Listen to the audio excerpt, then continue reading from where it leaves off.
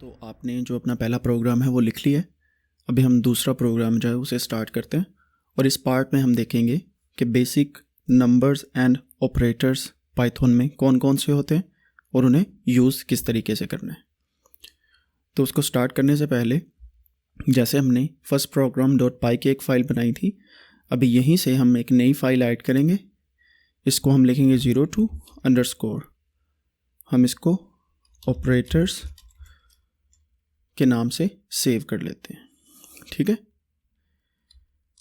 यहाँ पे ये हमारे पास फाइल सेव होगी, लेकिन हमने .py नहीं लिखा, तो जिससे क्या होगा, ये प्रोग्राम रन नहीं करेगा। हम यहाँ पे इसको रीनेम करने के बाद .py लिख देते हैं। अब ये हमारे पास इस तरीके से फाइल आ गई है। आप देखें कि ऑपरेटर्स को रन करने के लिए काफ़ी तरीके होते हैं। यहाँ पे पहले हम देखेंगे कि टर्मिनल के अंदर ऑपरेटर्स कैसे रन करने हैं। सबसे पहला ऑपरेटर है 2+2। ऑपरेटर जो है हमारे पास यहाँ पे वो है प्लस का। जब हम 2+2 करते हैं, एंटर करते हैं, तो यहाँ पे 4 आ जाता है, क्योंकि पाइथन टर्मिनल हम यहाँ पे ऑलरेडी चला रहे हैं। यहाँ पे अगर हम 3-2 करेंगे तो वो भी इस तरह चल पड़ेगा। ठीक है, इसी तरह जब हमने मल्टीप्लाई करना है तो 2*3 करेंगे तो मल्टीप्लाई हो जाएगा।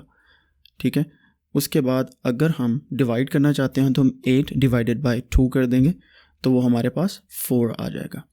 तो इस तरीके से हम 4 अपने ऑपरेटर्स जो हैं वो उन्हें रन कर सकते हैं, plus minus, multiplication and division.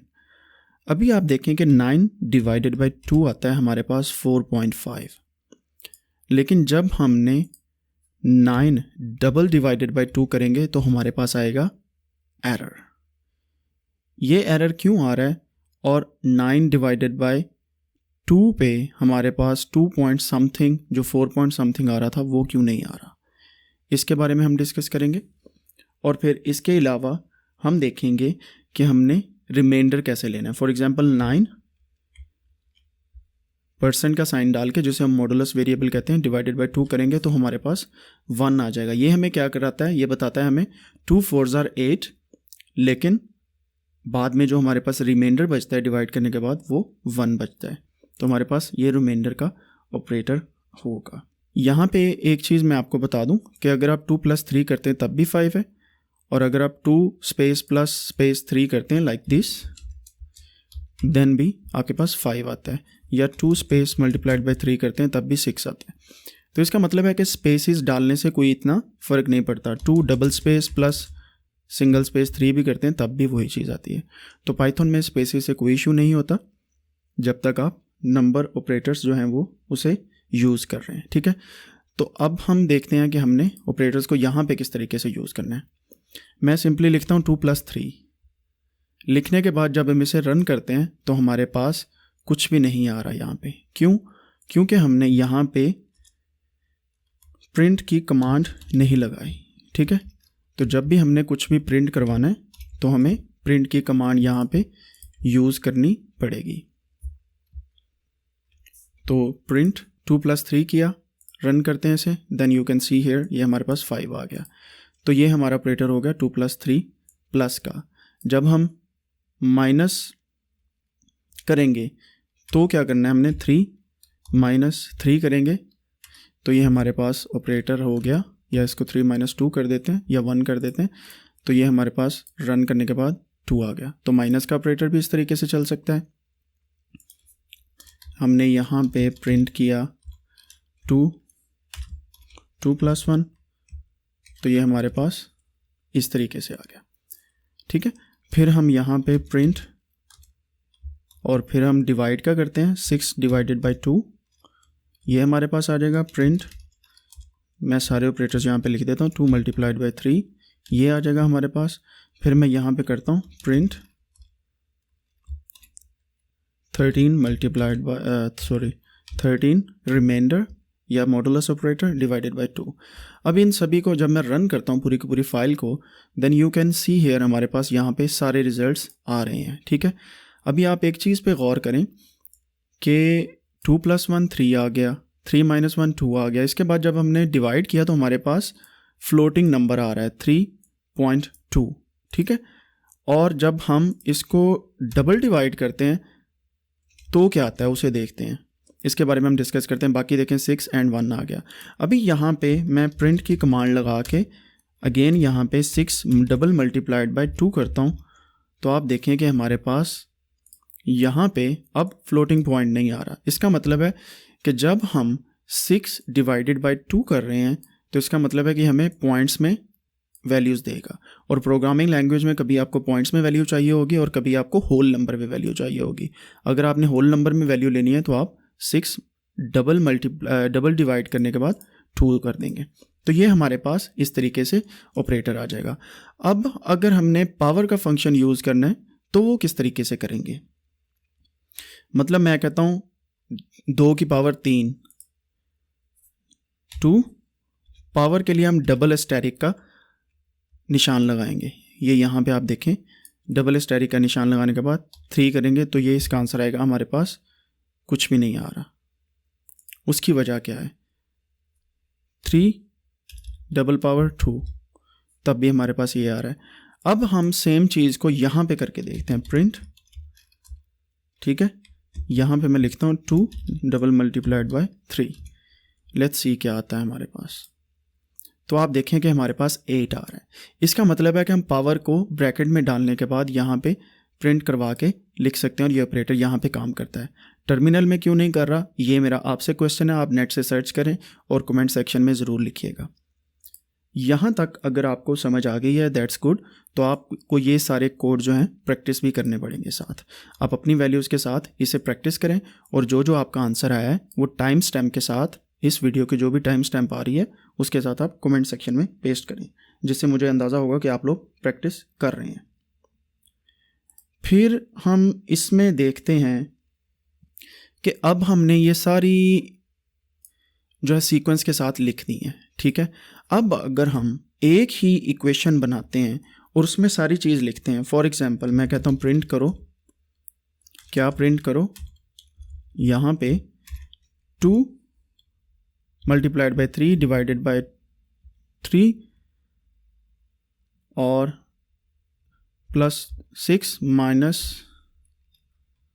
4, ठीक है।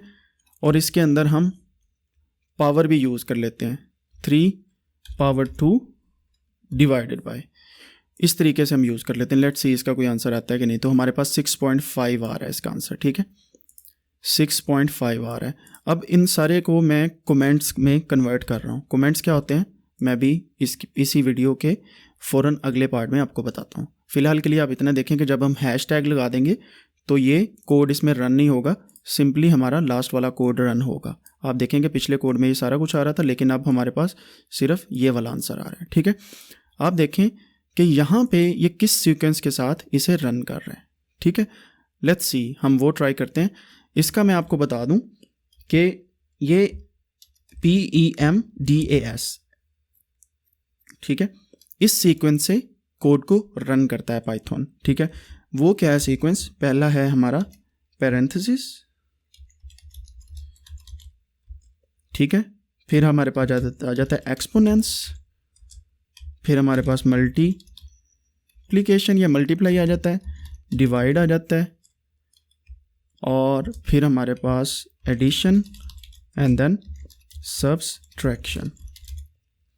तो आप देखेंगे ये PEMDAS, पेमदास, या आप अगर इसको हिंदी में देखें तो प्रेमदास का R निकाल दें तो ये पेमदास हो जाएगा, ठीक है, पेमदास। इस तरह आपको याद रखना इजी हो जाएगा। इसका मतलब ये है कि पैरेंथेसिस पहले करनी है। अगर किसी भी कोड में पैरेंथेसिस आ जाए, इसमें हमने नहीं लगाई, अगर आप पैरेंथेसिस यहाँ पे लगाएंगे तो सबसे पहले वो रिजॉल्व होंगी। मैं यहाँ पे पैरेंथेसिस लगाने के बाद 2 मल्टीप्लाइड बाय 3 करता हूँ तो सबसे पहले पैरेंथेसिस रिजॉल्व होंगी, फिर फर्दर कोड जो है हमारा वो रिजॉल्व होगा, ठीक है। तो ये इसको रन करके हमें पता चल जाएगा कि हमने किस तरीके से पैरेंथेसिस को यूटिलाइज करना है। तो ये हमारे पास यहाँ पे पेमदास के साथ हम parenthesis, exponents, multiplication, division, addition and subtraction.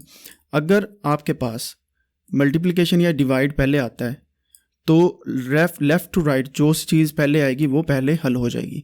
इसी तरीके से एडिशन या सब्सट्रैक्शन जो भी आपके पास आता है वो लेफ़्ट साइड पे जो पहले होगा वो पहले रिजॉल्व होगा और उसके बाद राइट साइड पे होगा। फॉर एग्जांपल ये मल्टीप्लिकेशन से पहले डिवीजन है तो पहले डिवीजन रिजॉल्व होगी, फिर मल्टीप्लिकेशन होगी, फिर डिवीजन होगी, ये इस तरीके से चलेगा, ठीक है।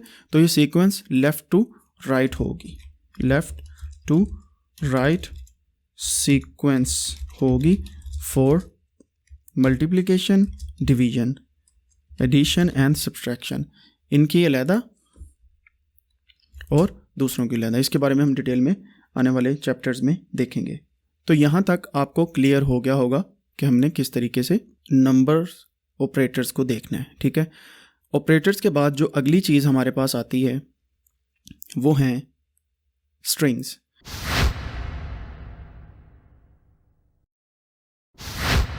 हम यहाँ पे एक, इसको मैं कमेंट आउट कर देता हूँ, इसके बारे में भी डिस्कस करते हैं। पहले मैं आपको स्ट्रिंग्स के बारे में बता दूँ तो मैं इसको तीसरी जो हमारी फाइल है strings.py के नाम से सेव करता हूँ ताकि हमारे पास जो स्क्रिप्ट है हमारा सारा सेव होता रहे। अभी जैसा कि हमने पहले में लिखा था, पहले वाली प्रोग्राम को मैं ओपन करता हूँ। यहाँ पे हमने प्रिंट हेलो वर्ल्ड लिखा था and we are learning Python with Aammar, इसको मैं कॉपी करता हूँ, यहाँ पे पेस्ट किया। तो ये हमारे पास स्ट्रिंग्स हैं। यहाँ पे अगर हम इसको रन करें तो ये आप देखें कि हेलो वर्ल्ड भी आ रहा है and we are learning with Aammar, ये दोनों चीज़ें हमारे पास शो हो रही हैं। अब हमने करना क्या है, हमने ये करना है, देखना है कि स्ट्रिंग्स क्या होती हैं। कोई भी टेक्स्ट जो एक्सेल में यूज़ हो within single comma, double quotation marks या फिर 3 कोटेशन मार्क्स में भी कुछ यूज़ होती हैं, उसको स्ट्रिंग्स बोलते हैं।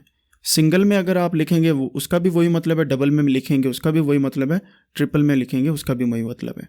लेट्स ट्राई ऑल दिस, ठीक है। सबसे पहले मैं यहाँ पे प्रिंट लिखता हूँ और मैं ब्रैकेट से स्टार्ट करता हूँ और मैं लिखता हूँ यहाँ पे test for single quote, single quotes, ठीक है। फिर यहाँ पे लिखता हूँ प्रिंट, फिर इसके अंदर लिखते हैं टेस्ट फॉर डबल कोट्स, ठीक है। फिर इसके बाद लिखता हूँ प्रिंट ब्रैकेट के अंदर टेस्ट फॉर ट्रिपल कोट्स, ठीक है। Let's try. अभी देखते हैं कि कौन सा रन होता है या कौन सा नहीं होता। इन दोनों को मैं कमेंट आउट करता हूँ, इसके बारे में मैं ज़रूर आपको बताने वाला हूँ स्ट्रिंग्स के बाद कि कमेंट्स क्या होते हैं। पहले हम देखते हैं। तो आप देखें कि हमारे पास टेस्ट फॉर डबल कोट भी आ रहा है, टेस्ट फॉर ट्रिपल कोट्स भी आ रहा है, ठीक है, और टेस्ट फॉर सिंगल कोट भी आ रहा है। तो इसका मतलब है कि हमारी सारी स्ट्रिंग्स यहाँ पे रन कर रही हैं। आपने एक चीज़ नोट की होगी कि मैंने इनके बाद यहाँ पे मैंने टी बड़ा यूज़ किया, यहाँ पे छोटा किया और यहाँ पे टी से पहले एक स्पेस यूज़ किया है। एग्जैक्टली सिमिलरली यहाँ पे नीचे शो हो रही हैं चीज़ें, ठीक है। अभी मैं इसकी स्पेस ख़त्म करता हूँ यहाँ से और ये आप देखें इस तरीके से ये सारे इकट्ठे शो हो जाएंगे। जिसका मैंने टी बड़ा लिखा वो वैसे आएगा, जिसका छोटा लिखा वैसे आएगा। अब एक और चीज़ देखते हैं कि अगर मैं यहाँ पे डबल कोट्स वाला है इसे यूज़ करता हूँ तो आप सोच रहे होंगे कि डबल कोट और सिंगल कोट वाला इनमें फ़र्क क्या है और हम कहाँ पे कौन सा यूज़ कर सकते हैं। मैं अगर यहाँ पे कहूँ कि व्हाट्स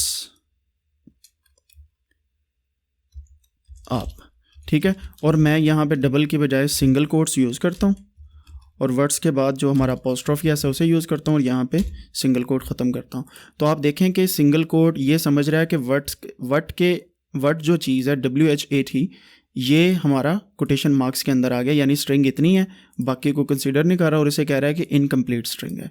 तो इस केस में हम यहाँ पे डबल कोट्स यूज़ करेंगे और यहाँ पे भी डबल कोट्स यूज़ करेंगे। और वो कौन से वाली करेंगे, वो इन्वर्टेड कोमास जो हमारे वो करेंगे, 2 दफ़ा सिंगल नहीं यूज़ करनी हमने, ठीक है। तो इस तरीके से आप देखें कि सिंगल भी आ गया, डबल भी आ गया। इसको हम रन करके देखते हैं। ऊपर वाला मैं कमेंट आउट कर देता हूँ दोबारा से, इसको मैं कमेंट आउट करता हूँ और इसको रन करके देखते हैं। तो आप देखें कि नीचे हमारे पास व्हाट्सएप पूरा कोमा के साथ आ रहा है। तो इस वजह से हम इस तरीके से इनको यूज़ करते हैं। अभी अगर आप देखें तो मैं इसी चीज़ को दोबारा से, अगर मैं इसके बाहर यहाँ पे स्पेस लगाऊँ इन्वर्टेड कोमास के बाहर, तो क्या होता है, आप देखें कि व्हाट्सएप वैसे का वैसे ही आ रहा है, ठीक है। लेकिन अगर मैं वही स्पेस इसके एंड पे दूंगा, 2-3 स्पेसेस दे के मैं जो है क्वेश्चन मार्क लगाता हूँ या कोई भी हिंट देता हूँ, तो आप देखें कि स्पेसेस जो हैं यहाँ पे आगे भी बढ़ गई, ये पीछे भी बढ़ गई। लेट्स सी, तो आप देख सकते हैं कि यहाँ पे 2 स्पेसेस हैं और यहाँ पे स्पेसेस हैं और ये चीज़ आ गई। इसका मतलब है कि इन्वर्टेड कोमास के अंदर या स्ट्रिंग के अंदर जो भी चीज़ आप स्पेस या लेटर या कुछ भी लिखेंगे तो वो आपके पास एज इट इज़ ही आएगा। ये देखें 3 स्पेसेस हैं यहाँ पे और यहाँ पे 2 हैं। और यही फ़ायदा है विजुअल स्टूडियो कोड को यूज़ करने का कि आपको हर स्पेस के बारे में बताता है, आपको लाइन नंबर्स के बारे में बताता है और हर एक चीज़ के बारे में ये सारी इन्फॉर्मेशन देता है। तो इसका मतलब है कि आप स्पेसेस जब बाहर लगाएंगे तो उसका कोई इम्पैक्ट नहीं है, लेकिन जब अंदर स्ट्रिंग के अंदर कोई भी स्पेस लगाएंगे तो उसका इम्पैक्ट है। तो ये थी जी हमारी स्ट्रिंग्स। आप अपने नाम से स्ट्रिंग बनाइए और उसका स्क्रीनशॉट जो है वो व्हाट्सएप ग्रुप में भी पेस्ट कीजिए। और आप इन्हीं स्ट्रिंग्स को की बेस पे अगर आपको स्ट्रिंग्स समझ आ गई हैं तो कमेंट सेक्शन में आप strings_clear लिख के हैशटैग के साथ पेस्ट ज़रूर करें, जिससे मुझे अंदाज़ा हो जाएगा कि आप मुझे साथ साथ फॉलो कर रहे हैं। अभी अगली चीज़ आती है, ऐसे मैं कमेंट आउट करता हूँ सभी को। अभी जो हमारे पास अगली चीज़ आएगी उसको देखते हैं कि क्या है, ठीक है। लेट्स सी।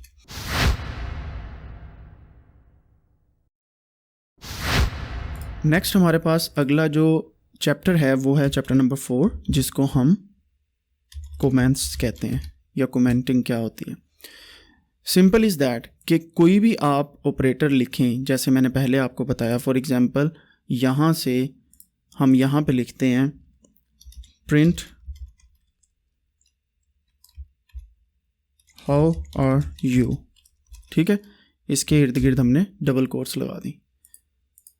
अभी आपको क्या लगता है कि ये सारी चीज़ जो हमने लिखी है यहाँ पे ये ठीक है और क्या एरर आ रही है? मैं फिर रिपीट करता चलूँ कि हमारे पास नया यहाँ पे कुछ आ रहा है, इसकी वजह क्या है जी? क्या वजह हो सकती है? एग्जैक्टली यही वजह है कि हमने यहाँ पे .py नहीं लिखा। .py लिखेंगे देन यू विल सी कि यहाँ पे कलर चेंज हो गया। इसको पता चल गया कि पाइथन पीछे इंटरप्रेटर हम चला रहे हैं। और अगर आप लोगों का इंटरप्रेटर नहीं चल रहा तो Ctrl+Shift+P दबाएं, यहाँ पे लिखें सेलेक्ट इंटरप्रेटर। पाइथन इंटरप्रेटर को सेलेक्ट इंटरप्रेटर से क्लिक करें और यहाँ पे आपके पास जो भी आ रहा है उसे सेलेक्ट करें, या आप यहाँ पे जाने के बाद ये पाइथन इंटरप्रेटर सेलेक्ट कर सकते हैं। तो यहाँ पे प्रिंट हाउ आर यू जब हम लिखते हैं तो इसको हम रन करते हैं, ठीक है। नीचे हाउ आर यू आ गया। अब हम यहाँ पे लिखते हैं print we are learning Python with Ammar, ठीक है। हम ये लिखते हैं, ठीक है। ये भी यहाँ पे दोनों लाइनें प्रिंट होगी। अब मैं यहाँ पे कहता हूँ प्रिंट करो 2 + 6, ठीक है। तो ये देखें कि आपके पास 2 + 6 भी 8 आ गया, यहाँ पे ये 3 लाइनें आ गई। लेकिन मसला ये है कि हम ये चाहते हैं कि ये दूसरी लाइन यहाँ पे प्रिंट ना हो या पहली लाइन प्रिंट ना हो, तो हम क्या करते हैं, इतनी लाइन को सिलेक्ट करते हैं, या तो इसके पीछे हम हैशटैग लगा देते हैं तो वो कमेंट आउट हो जाएगी, उसका कलर भी चेंज हो जाएगा। इसका मतलब यहाँ पे लिखी रहेगी लेकिन ये यहाँ पे कोड के अंदर रन नहीं करेगी। लुक, यहाँ पे सिर्फ 2 लाइंस ऑफ कोड हमारे पास रन कर रही हैं, नंबर 2 एंड नंबर 3। जो पहली लाइन ऑफ कोड थी वो रन नहीं कर रही थी, जैसे यहाँ पे किया हुआ है यू की तरह। तो इस तरह आप कमेंट आउट कर सकते हैं किसी भी चीज़ को। दूसरा तरीका इसको कमेंट आउट करने का किसी भी लाइन का ये है, एक तो हैशटैग लगा सकते हैं, सेकेंडली आप टेक्स्ट को सिलेक्ट करें, ठीक है। यहाँ पे क्लिक करने के बाद यहाँ पे क्लिक करें शिफ्ट दबा के या कुछ भी सिलेक्ट करने के बाद कंट्रोल और शिफ्ट के साथ आपके फॉरवर्ड/ होगी, उसको दबा दें। लेफ़्ट कंट्रोल एंड शिफ्ट के साथ फॉरवर्ड/ है, उसको आप दबाएंगे तो आपके पास ये इस तरीके से कमेंट आउट हो जाएगा, ठीक है। मैं फिर बता देता हूँ CTRL+ ये वाला, ये दोनों दबाएंगे, कमेंट आउट इसे बोलते हैं, कमेंट आउट कर देंगे ताकि ये इसके अंदर यूज़ ना हो, ठीक है। तो ये 2 चीज़ें दबाने से होता है। अब मैं यहाँ से हैशटैग रिमूव करूँगा तो सिंपली आ जाएगा। अदरवाइज़ मैं क्या करूँगा, ये पूरे इसको सेलेक्ट करूँगा, कंट्रोल एंड अगेन वही दबाऊँगा तो हमारे पास ये कमेंट इन हो जाएगा। अब मैं चाहता हूँ कमेंट्स कहाँ पे यूज़ होते हैं, वो ऐसे यूज़ होते हैं कि इसको सेलेक्ट करें और इसके पीछे आप हैशटैग लगा दें और ये वाले हैशटैग को रिमूव कर दें। तो हर लाइन का हमें मकसद पता चल जाएगा कि इस लाइन का मकसद क्या है। ठीक है, अभी इस लाइन का मकसद है press this to comment out, ये मैं बता रहा हूँ। ठीक है, फिर यहाँ पे अगला मकसद है कि प्रिंट ए स्ट्रिंग। ठीक है, और फिर इस लाइन का मकसद है print operators function with numbers. ठीक है, तो आप देखें कि बेसिक मैथमेटिक्स को आप इस तरीके से प्रिंट कर सकते हैं, स्ट्रिंग को इस तरीके से कर सकते हैं, ये सारी चीज़ें मैंने लगा दी। अब मैं पूरी फाइल को रन करता हूँ, देन यू विल सी के how are you, we are learning Python with Ammar and 8, ये आ रहा है लेकिन कमेंट्स नहीं आ रहे। तो कमेंट्स बड़े यूज़फुल होते हैं, आपको बड़े तरीक़ों से इन्हें यूज़ करना आना चाहिए, और जब आप ये यूज़ करते हैं तो आप कभी भी अपना कोड निकाल के देखेंगे तो आपको समझ आ जाएगी कि कमेंट्स आपने कहाँ कहाँ पे किए हैं। ठीक है, तो अप टू डाउन ये चलता है, और कमेंट्स किस तरीके से आपने आगे फर्दर यूज़ करने हैं हम बारी बारी इसको देखते रहेंगे। नेक्स्ट हम चलते हैं जी वेरिएबल्स की तरफ, जो बहुत इम्पोर्टेंट चैप्टर है हमारा, वेरिएबल्स।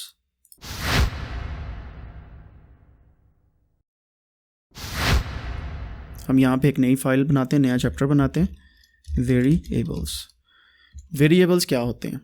सबसे पहले मैं वेरिएबल्स को डिफ़ाइन करूँगा, मैं वही कमेंट आउट करूँगा, यहाँ पे लिखूँगा वेरिएबल्स।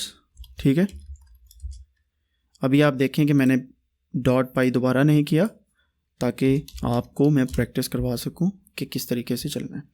ठीक है, वेरिएबल्स क्या होते हैं? ये आप कह लें कि ऑब्जेक्ट्स होते हैं कंटेनिंग स्पेसिफिक वैल्यूज़। ठीक है, जिसकी मिसाल है कि x को मैं इक्वल करता हूँ,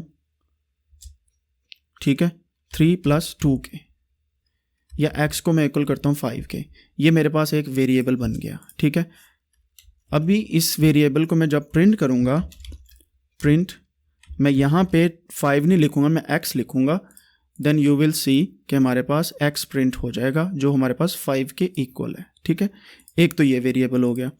दूसरी चीज़ ये है कि मैं अगर y को इक्वल टू किसी स्ट्रिंग के रखता हूँ, कि यहाँ पे मैं लिखता हूँ we are learning Python with Aammar, तो y को इसके इक्वल रखता हूँ, तो मैं यहाँ पे प्रिंट करने के बाद लिखता हूँ सिंपली y, तो ये हमारे पास एक वेरिएबल बना हुआ है y का, और ये हमारे पास आ जाएगा we are learning Python with Aammar, वो ऊपर वाला भी आ गया और नीचे वाला भी आ गया। ठीक है, तो यहाँ पे ये है न्यूमेरिक वेरिएबल या इंटीजर या न्यूमेरिक, और इंटीजर वेरिएबल, और ये है हमारा स्ट्रिंग वेरिएबल।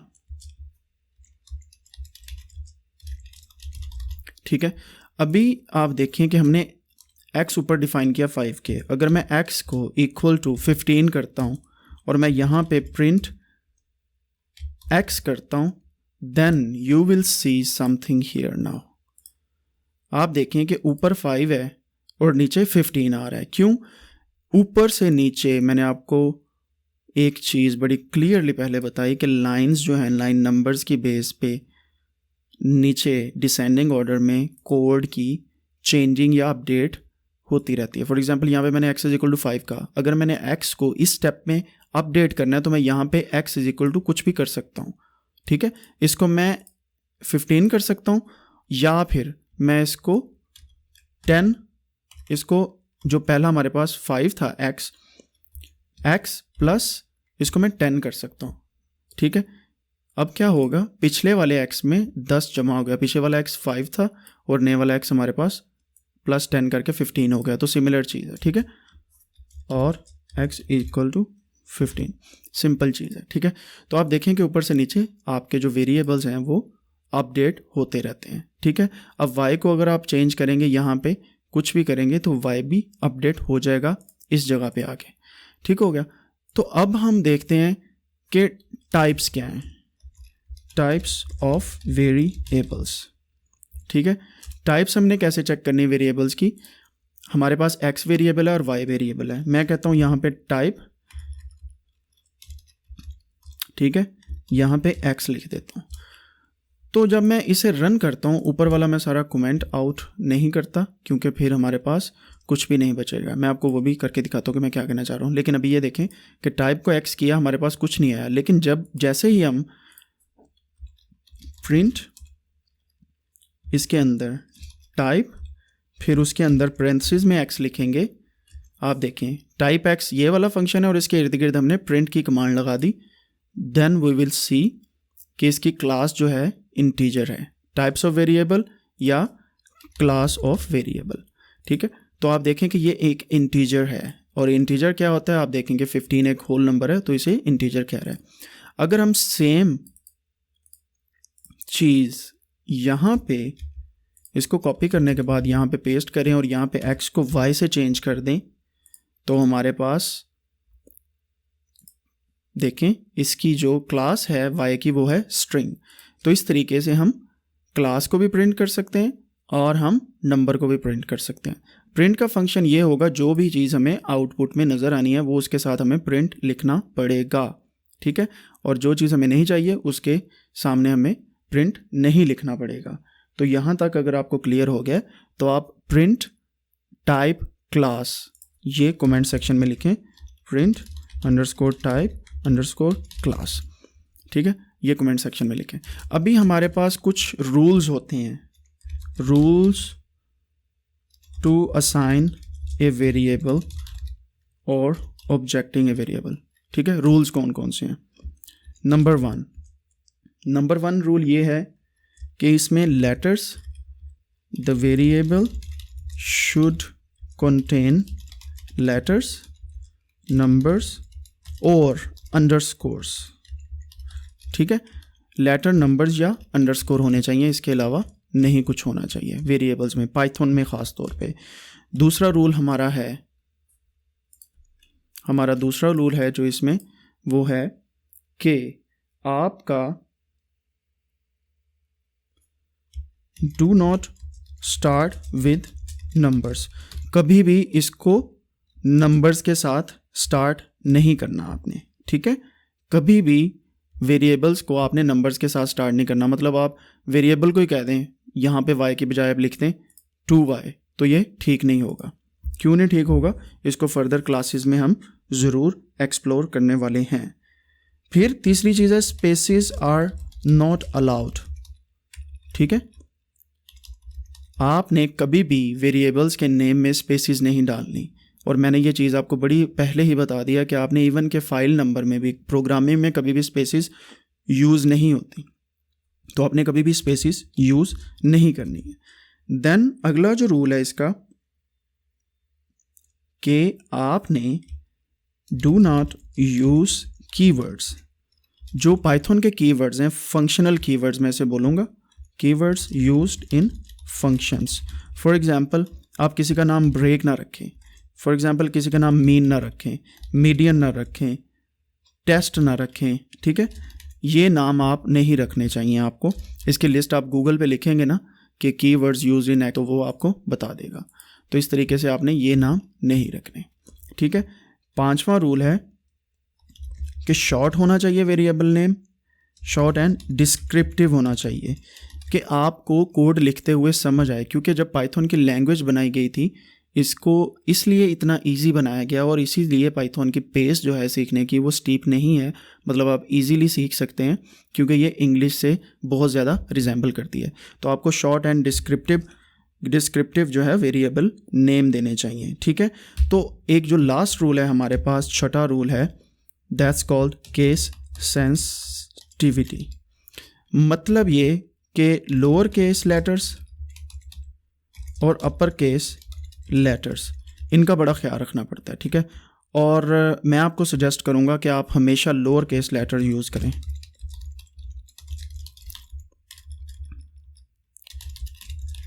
क्यों? क्योंकि लोअर केस लेटर्स में कभी भी आपको ना शिफ्ट दबाने की ज़रूरत पड़ती है, ना कैप्स लॉक ऑन करने की ज़रूरत पड़ती है। तो आप इस तरीके से अपने वेरिएबल्स बना सकते हैं। तो ये 6 रूल्स हैं जिन्हें आपको अपने माइंड में रखना है और समा के रखना है। ये 6 के 6 रूल्स आपको हमेशा याद रहने चाहिए जब आप पाइथन पे काम कर रहे हो, और पाइथन पे काम करने के लिए ये सबसे इम्पोर्टेंट चीज़ है। ठीक है, अब इन्हीं 6 रूल्स को मद्देनज़र रखते हुए हम वेरिएबल्स को थोड़ा सा और एक्सपेंड करते हैं। एक एग्जांपल मैं देता हूँ आपको वेरिएबल्स की, कि हमारे पास एक फ्रूट की बास्केट है। ठीक है, फ्रूट बास्केट सही हो गया। हम इस फ्रूट की बास्केट में क्या डालना चाहते हैं? ठीक है, मैं कहता हूँ इसमें डाल दें मैंगोस। ठीक है, आप देखें कि मैंने यहाँ पे सभी को लोअर केस लेटर और अंडरस्कोर यूज़ किया एज़ कम्पेयर टू स्पेस, और बास्केट ऐसे रहने दी है।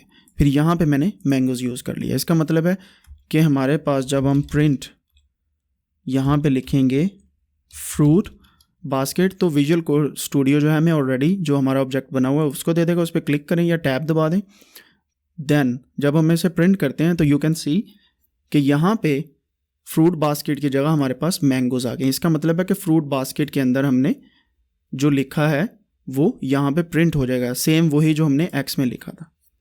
ठीक हो गया।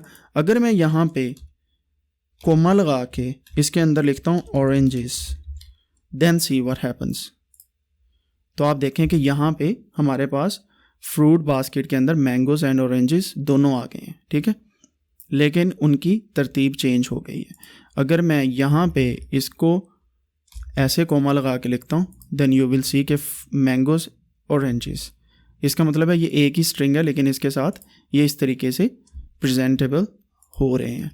ठीक है, वेरिएबल्स के लिए मैं आपको बता रहा हूँ।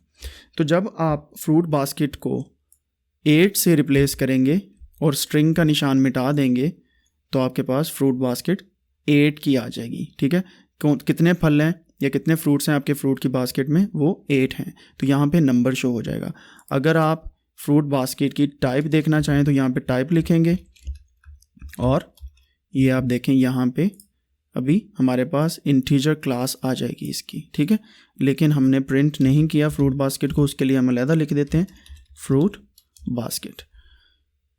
तो ये हमारे पास एक रियल लाइफ एग्जांपल आ गई कि फ्रूट बास्केट में जो भी लिखेंगे उसकी टाइप, और इस तरीके से हमारे पास उस वेरिएबल की क्लास भी आ जाएगी।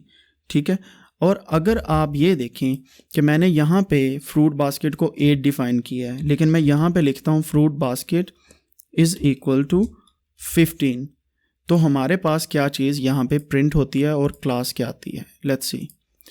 तो हमारे पास जो 15 है वो प्रिंट हुआ है, और जो हमारे पास क्लास आई है वो इसकी स्ट्रिंग और इंटीजर, ये 2 क्लासेस आई हैं। ठीक है, अभी स्ट्रिंग किसकी क्लास आई और इंटीजर किसकी आई है, आपको ये यहाँ से मैं इतना कमेंट आउट करता हूँ।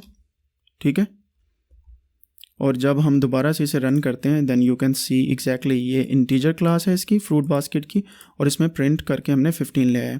लेकिन अगर मैं यहाँ पे मैंगोज दोबारा लिखता हूँ तो आप देखें कि पहले 8 थी क्लास। ठीक है, लेकिन जब मैंने मैंगोज लिखा तो वो अपडेट होके मैंगोज हो गई 8 से। अगर मैं मैंगोज को कमेंट आउट कर दूं यहाँ से, यानी कोड में रन ना करूं, देन हमारे पास क्लास जो है वो 8 है। लेकिन जैसे ही मैं इसको कमेंट इन करता हूँ, कमेंट इन करने के बाद हमारे पास मैंगोज यहाँ पे आ जाते हैं। तो इसका मतलब है कि जैसे जैसे आप नीचे को जाते जाएंगे, अगर उसी ऑब्जेक्ट में कोई चेंजेस करते हैं तो वो यहाँ पे अपडेट होती जाएंगी। ठीक है, अब आप देखें कि अगर मैं यहाँ पे लिखता हूँ डेल, मतलब डिलीट कर दो किसको, फ्रूट बास्केट को, तो मैं कुछ भी रन करता हूँ तो यहाँ पे ये हमें एरर दे देगा कि यहाँ पे कोई भी आपका फ्रूट बास्केट का कुछ पैरामीटर डिफाइन नहीं है। क्यों? मैंने यहाँ पे फ्रूट बास्केट को 8 का नाम दिया, यहाँ पे मैंगोज दे दिए इसमें। ठीक है, और फिर फ्रूट बास्केट को मैंने डिलीट कर दिया। इसका मतलब है ये ऊपर वाले दोनों फंक्शन नल हो गए, इस फंक्शन ने ऊपर वाला फंक्शन डिलीट कर दिया, तो पीछे हमारे पास ये वाले बचे। ये वाले बचने का फ़ायदा क्यों नहीं है? क्योंकि हमारे पास फ्रूट बास्केट ही नहीं है, तो उसको हम किस तरीके से प्रेजेंट करेंगे। तो ये सिर्फ आपको समझाने के लिए कि ऊपर से नीचे को लाइन नंबर जैसे इंक्रीज़ करते हैं वैसे वैसे हमारे जो हैं वेरिएबल्स वो अपडेट होते जाते हैं आगे से आगे। ठीक है, यहाँ तक आपको क्लियर है? तो आप कमेंट सेक्शन में फ्रूट बास्केट जो हैं वो टाइप कर दें। मुझे पता है कि मैं आप लोगों से बहुत रिक्वेस्ट कर रहा हूँ कि आप कभी ये टाइप कर दें, कभी वो टाइप कर दें, लेकिन इसकी बहुत बड़ी रीज़न ये है कि मैं चाहता हूँ आप लोग साथ साथ प्रैक्टिस करें। अगर आपने यहाँ तक प्रैक्टिस कर लिया दैट्स ग्रेट, अगर नहीं की तो इस वीडियो को यहीं पे पॉज करें और दोबारा से इस वीडियो पे आएँ और चैप्टर नंबर 6 पे फिर चलते हैं। जी। तो अब चलते हैं जी हम चैप्टर नंबर 6 पे।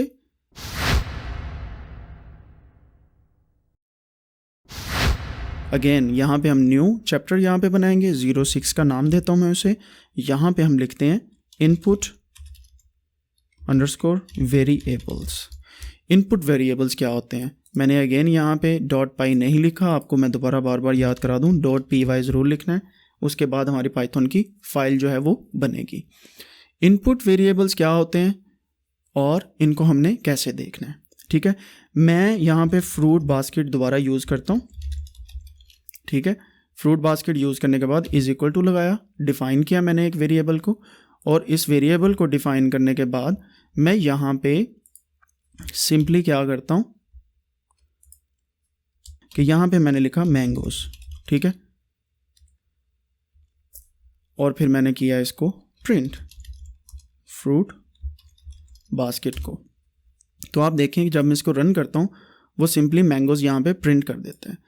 लेकिन what if we ask our consumer, या जो भी सॉफ्टवेयर को यूज़ कर रहा है या जो प्रोग्राम को यूज़ कर रहा है, कि आपको कौन सा फ्रूट पसंद है, ठीक है, तो हम क्या कर सकते हैं? ठीक हो गया। तो हम यहाँ पे इनपुट फंक्शन को यूज़ करेंगे। कैसे?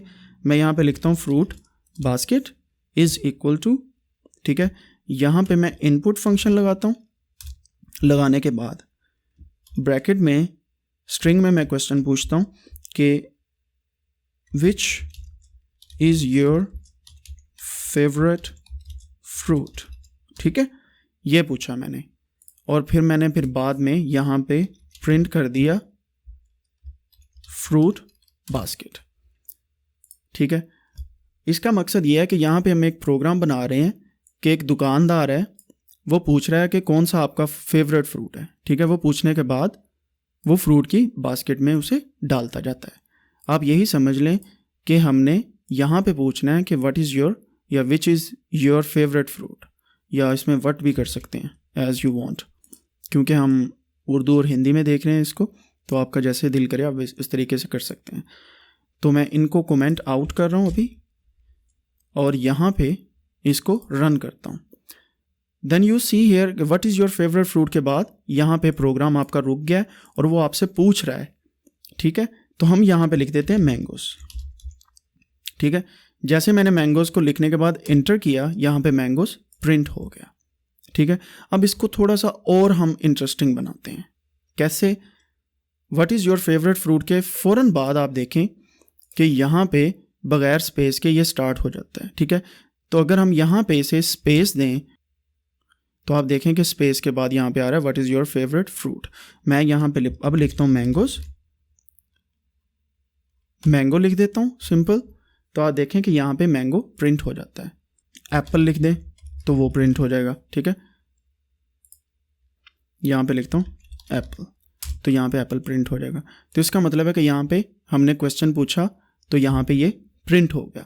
अब इसी तरह इनपुट फंक्शन का एक और सेकंड स्टेज इनपुट फंक्शन उसे बोलते हैं input function of second stage. ये मैंने खुद से नाम दिया आपको समझाने के लिए, ये सिंपल है, ठीक है। अब यहाँ पे हम क्या करते हैं, हम सिंपली लिखेंगे name is equal to input function लगाया, यहाँ पे हम स्ट्रिंग में लिखते हैं व्हाट इज योर नेम। लिखने के बाद स्पेस दी, तो यहाँ पे हमारे पास इसका नाम वाला फंक्शन बन गया, ठीक है। मैं यहाँ पे नीचे लिखता हूँ प्रिंट, मैं इसके यहाँ पे देता हूँ ग्रीटिंग्स का एक बनाते हैं। ग्रीटिंग्स का एक ऑब्जेक्ट बनाने के बाद यहाँ पे लिखते हैं जी हेलो, ठीक है। हेलो लिखते हैं यहाँ पे, तो आप देखेंगे कि यहाँ पे ग्रीटिंग्स के बाद क्या होता है। अभी हम यहाँ पे प्रिंट करते हैं कॉम्बिनेशन ऑफ नेम और ग्रीटिंग्स। तो ग्रीटिंग्स हमेशा पहले आती हैं, मैं यहाँ पे ग्रीटिंग्स जो है उसे प्रिंट करता हूँ, ठीक है। फिर कोमा लगाने के बाद मैं नेम को प्रिंट कर देता हूँ। लेट्स सी हमारे पास क्या होता है। हम इस फंक्शन को कमेंट आउट कर रहे हैं अब, और हम रन करते हैं, क्या बनता है हमारे पास। वो पूछ रहा है व्हाट इज़ योर नेम, मैं कहता हूँ अम्मार, एंटर करता हूँ। तो वो मुझे कहता है हेलो अम्मार। ठीक हो गया। तो सिंपल सा हमने कमांड लिखी हेलो अम्मार, उसने कह दिया। अब ये सेकंड स्टेज फंक्शन है। आप इसी फंक्शन को एक और तरीके के साथ कर सकते हैं। वो क्या है कि इसको मैं कमेंट आउट कर देता हूँ, बल्कि मैं ऐसा करता हूँ कि यहाँ से मैं इतने फंक्शन को कमेंट आउट करता हूँ। कॉपी करने के बाद मैं यहाँ पे आपको another way of stage 2 function, stage 2 input function कौन सा है दूसरा वे, मैं यहाँ पे पेस्ट करने के बाद आपको ये ग्रीटिंग्स जो है हम यहाँ से रिमूव कर देंगे। प्रिंट करने के बाद यहाँ पे स्ट्रिंग में हम लिखेंगे हेलो। ठीक है, हेलो के बाद ये लगा देंगे और फिर नेम आ जाएगा। ठीक है, लेट्स सी क्या होता है। मैंने रन किया, वो कहता व्हाट इज़ योर नेम, मैंने अम्मार लिखा, नहीं यहाँ पे नहीं लिखना, यहाँ पे लिखना है टर्मिनल में Ammar, then it says hello Ammar. ठीक है, तो सेम वही चीज़ है लेकिन तरीका डिफरेंट हो गया यहाँ पे।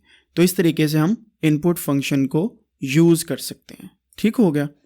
अभी यहाँ पे एक और इसको थर्ड स्टेज फंक्शन पे यूज़ करते हैं, third stage input function.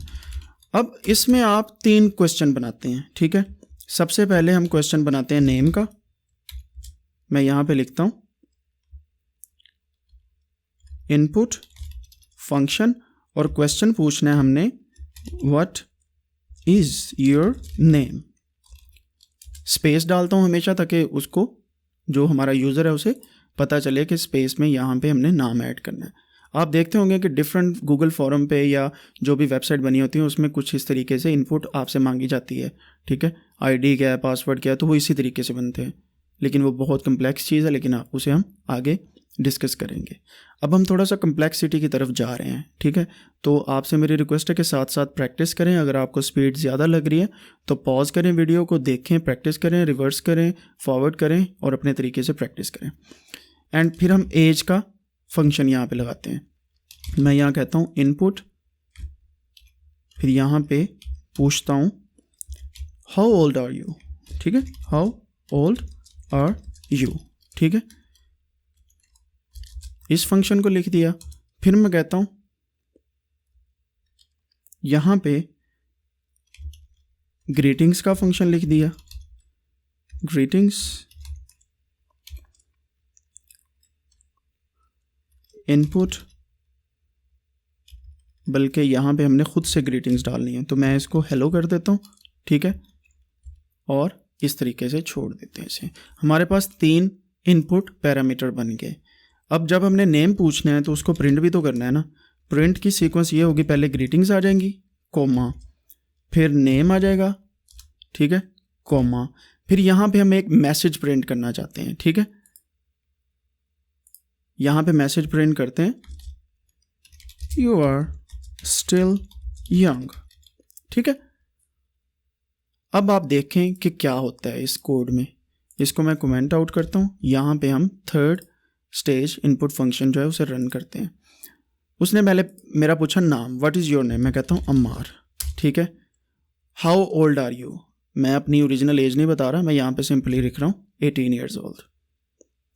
Run किया, वो मुझे कहता है hello Ammar you are still young. ठीक है, तो यहाँ पे हमने इस तरीके से इसको लिख लिया। अब आप देखें कि आप अगर चाहते हैं कि हेलो अम्मार के बाद यू आर स्टिल यंग के यहाँ पे कुछ एंटर वगैरह या कुछ भी ऐसा वैसा आए, you can use different things. ठीक है, मतलब मैं यहाँ पे चाहता हूँ कि यू आर स्टिल यंग के पहले स्पेस आए। ठीक है, या कॉमा आए, तो मैं क्या करूँगा, कॉमा यहाँ पे लगा दूँगा। सही हो गया। तो अब देखते हैं दोबारा, Ammar how old are you 18, you are still young, comma आने के बाद hello Ammar, comma you are still young. तो आप ऐसे भी कर सकते हैं कि यहाँ पे कोमा लगाने की बजाय आप इसके साथ भी एक कोमा लगा सकते हैं। ठीक है, लेकिन डिपेंड करता है कि आपने किस तरीके से इसे यूज़ करना है। तो इस तरीके से चीज़ें आप सारी देख सकते हैं। तो ये था हमारा इनपुट वेरिएबल्स के बारे में सारा कुछ, और मेरी उम्मीद है कि आपको इतना समझ आया होगा। अगर आपको ये सब कुछ समझ आ गया है तो कमेंट सेक्शन में आप input_अम्मार ज़रूर लिखें। ठीक है। इनपुट अंडरस्कोर अमार, और साथ में ये भी लिख दें यू आर स्टिल यंग। इससे मुझे मोटिवेशन मिलेगी कि मैं भी यंग हूँ और मैं आप लोगों के साथ और दूर तक कोडिंग में जा सकता हूँ। इनपुट से रिलेटेड कोई भी आपका क्वेश्चन है तो आप नीचे कमेंट सेक्शन में लिख सकते हैं। हम अब चलते हैं अपने नेक्स्ट चैप्टर में, चैप्टर नंबर 7।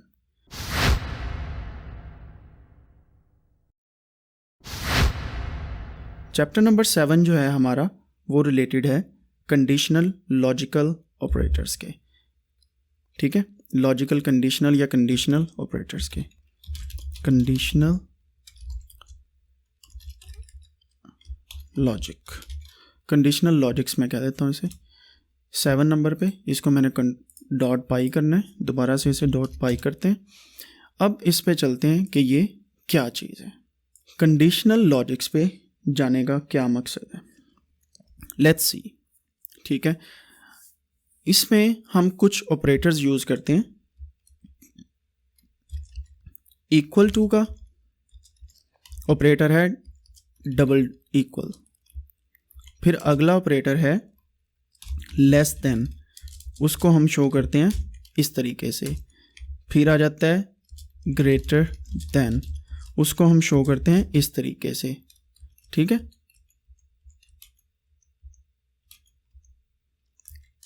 फिर आ जाता है less than and equal to. इसको मैं थोड़ा सा एक लाइन में कर लूँ, साथ साथ टैब्स दबा रहा हूँ मैं तो ये लाइन में आ रहे हैं। तो यहाँ पे less than and equal to इस तरह हम लिखते हैं, और फिर greater than and equal to हम लिखते हैं इस तरीके से। ठीक है, तो ये हमारे पास कुछ ऑपरेटर्स हैं, और अगर हम ये इक्वल टू का फंक्शन है तो यहाँ पे हम नॉट इक्वल टू, इसको हम लिखते हैं एक्सक्लेमेशन मार्क एंड इक्वल से। ठीक है, तो ये लॉजिकल ऑपरेटर है। लॉजिकल ऑपरेटर या ट्रू होते हैं या फॉल्स होते हैं। ठीक है, तो logical operators are either true और फॉल्स और यस और नो और 0 और 1। तो या तो हमारे पास ट्रू फॉल्स आते हैं, या 0 1 आते हैं, या यस और नो आते हैं। ठीक है, तो डिफरेंट किस्म के लॉजिकल ऑपरेटर्स हमारे पास मौजूद हैं। ठीक हो गया, यहाँ तक आपको पता होना चाहिए, और मैं उम्मीद करता हूँ कि आपको बेसिक मैथमेटिक्स आती है यहाँ पे, और ये ऑपरेटर्स का पता है। ये बहुत सिंपल सी चीज़ें हैं। ठीक है, अब हमने यूज़ कैसे करना है। सिंपली ये है कि मैं आपको सिंपल सी बात पूछता हूँ कि इज़ 4 इक्वल टू 4, ये मेरा क्वेश्चन है। ये आपने मुझे तो पूछ लिया, मैं कह दूंगा हाँ 4 4 के इक्वल है, लेकिन हम पाइथन को कैसे पूछेंगे। पाइथन को पूछने के लिए हमें लिखना पड़ेगा प्रिंट, इसके अंदर लिखना पड़ेगा 4 डबल इक्वल टू 4, और जब हम इसे रन करेंगे तो ये हमें बताएगा यस ट्रू, 4 4 के इक्वल है। ठीक है, अगर मैं कहता कि 4 इज इक्वल टू 4 तो इसका मकसद कुछ और था। जब मैं इसे रन करता हूँ ये हमें सिंटैक्स एरर देता है। ठीक है, इक्वल टू हम यूज़ करेंगे, डबल इक्वल टू जब यूज़ करते हैं इसका मतलब है कि 4 इज़ इक्वल टू। आप ये समझ लें, ये इज़ है, ये इक्वल टू है। ठीक है, 4 के। तो अगर मैं कहूँ कि 4 इज़ नॉट इक्वल टू 4, मैं गलत कह रहा हूँ, हमें तो पता है, लेकिन पाइथन हमें कैसे बताएगा, फॉल्स कह के। ठीक है, ट्रू या फॉल्स। सही हो गया, तो आपको ये दो ऑपरेटर समझ आ गए होंगे। प्रिंट, यहाँ पे मैं लिखता हूँ 4 इज़ नॉट इक्वल टू 4, तो ये हमें फॉल्स कह देगा। अब अगर हम तीसरी चीज़ चेक करते हैं, वो है कि 4 इज़ ग्रेटर देन 3।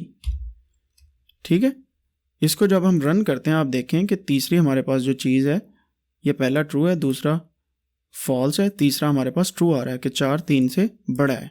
ठीक है, फिर हम लॉजिकल ऑपरेटर जो यूज़ करते हैं वो यूज़ करते हैं कि 3 is less then 6, 3 is less then 6, तो ये भी हमें कहेगा ट्रू है।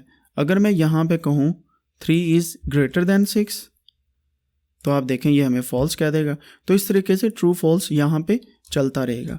मैं कहता हूँ print 3 is less than equal to 5, ठीक है। तो आप देखेंगे हमें कहता है ट्रू। इक्वल टू को फर्दर समझने के लिए, less than equal to further समझने के लिए हम लेटर ऑन एडवांस स्टेजेस पे देखेंगे इसका मकसद क्या है, ठीक है। ग्रेटर देन इक्वल टू के लिए भी हम यही यूज़ करेंगे, 5 is greater than equal to 4, तो ये हमें ट्रू देगा, ठीक है। क्योंकि हम इज़ इक्वल टू नहीं कह रहे और यहाँ पे हम ग्रेटर देन इक्वल टू कह रहे हैं। अभी मैथमेटिक्स की ज़ुबान में ये कुछ और है, लेकिन लॉजिकल ऑपरेटर्स की ज़ुबान में थोड़ा सा डिफ़र करता है। इनका यूटिलाइजेशन जो है हम लेटर स्टेजेस पे देखेंगे। मैं आपको जो है ज़्यादा चीज़ों के साथ अभी क्या उसे कहते हैं फुल नहीं करना चाहता आपके माइंड को, तो इसको माइंड में रखें कि हम लेटर ऑन स्टेजेस पे इसे ज़रूर देखेंगे। अभी के लिए आपको मैं सिर्फ इतना बता दूं कि लॉजिकल ऑपरेटर्स इस तरीके से यूज़ होते हैं। अभी लॉजिकल ऑपरेटर्स की एप्लीकेशन कहाँ पे है? Application of logical operators. Logical operators की जो एप्लीकेशन है वो ये क्वेश्चन में है कि एक क्वेश्चन है कि मेरा जो छोटा भाई है वो स्कूल में जाना चाहता है, ठीक है, और उसकी एज जो है वो 4 साल है, लेकिन स्कूल वाले कहते हैं कि जब तक ये 5 साल का ना हो जाए तब तक स्कूल नहीं आ सकता। तो इस फॉर्मूले को हम किस तरीके से यूटिलाइज़ करेंगे? पाइथन से कैसे पूछेंगे कि क्या वो स्कूल जा सकता है या नहीं? तो मैं यहाँ पे लिखता हूँ Hamad underscore age is equal to, मैं यहाँ पे लिख देता हूँ 4 age underscore at school, age at school 5, ठीक है। मिनिमम एज इसको कर देते हैं, या एज एट स्कूल 5 है।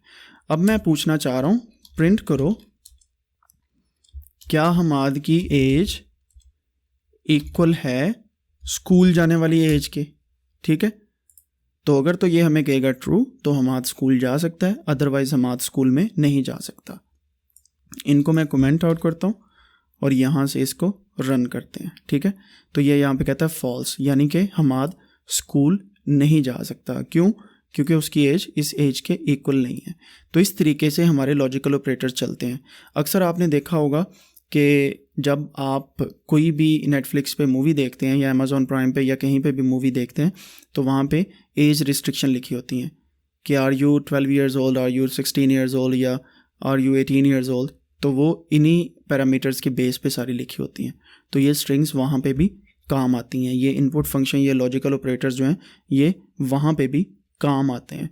तो ये इस एग्जांपल से आपको क्लियर हो गया होगा कि हमने किस तरीके से कंडीशनल ऑपरेटर्स को यूज़ करना है।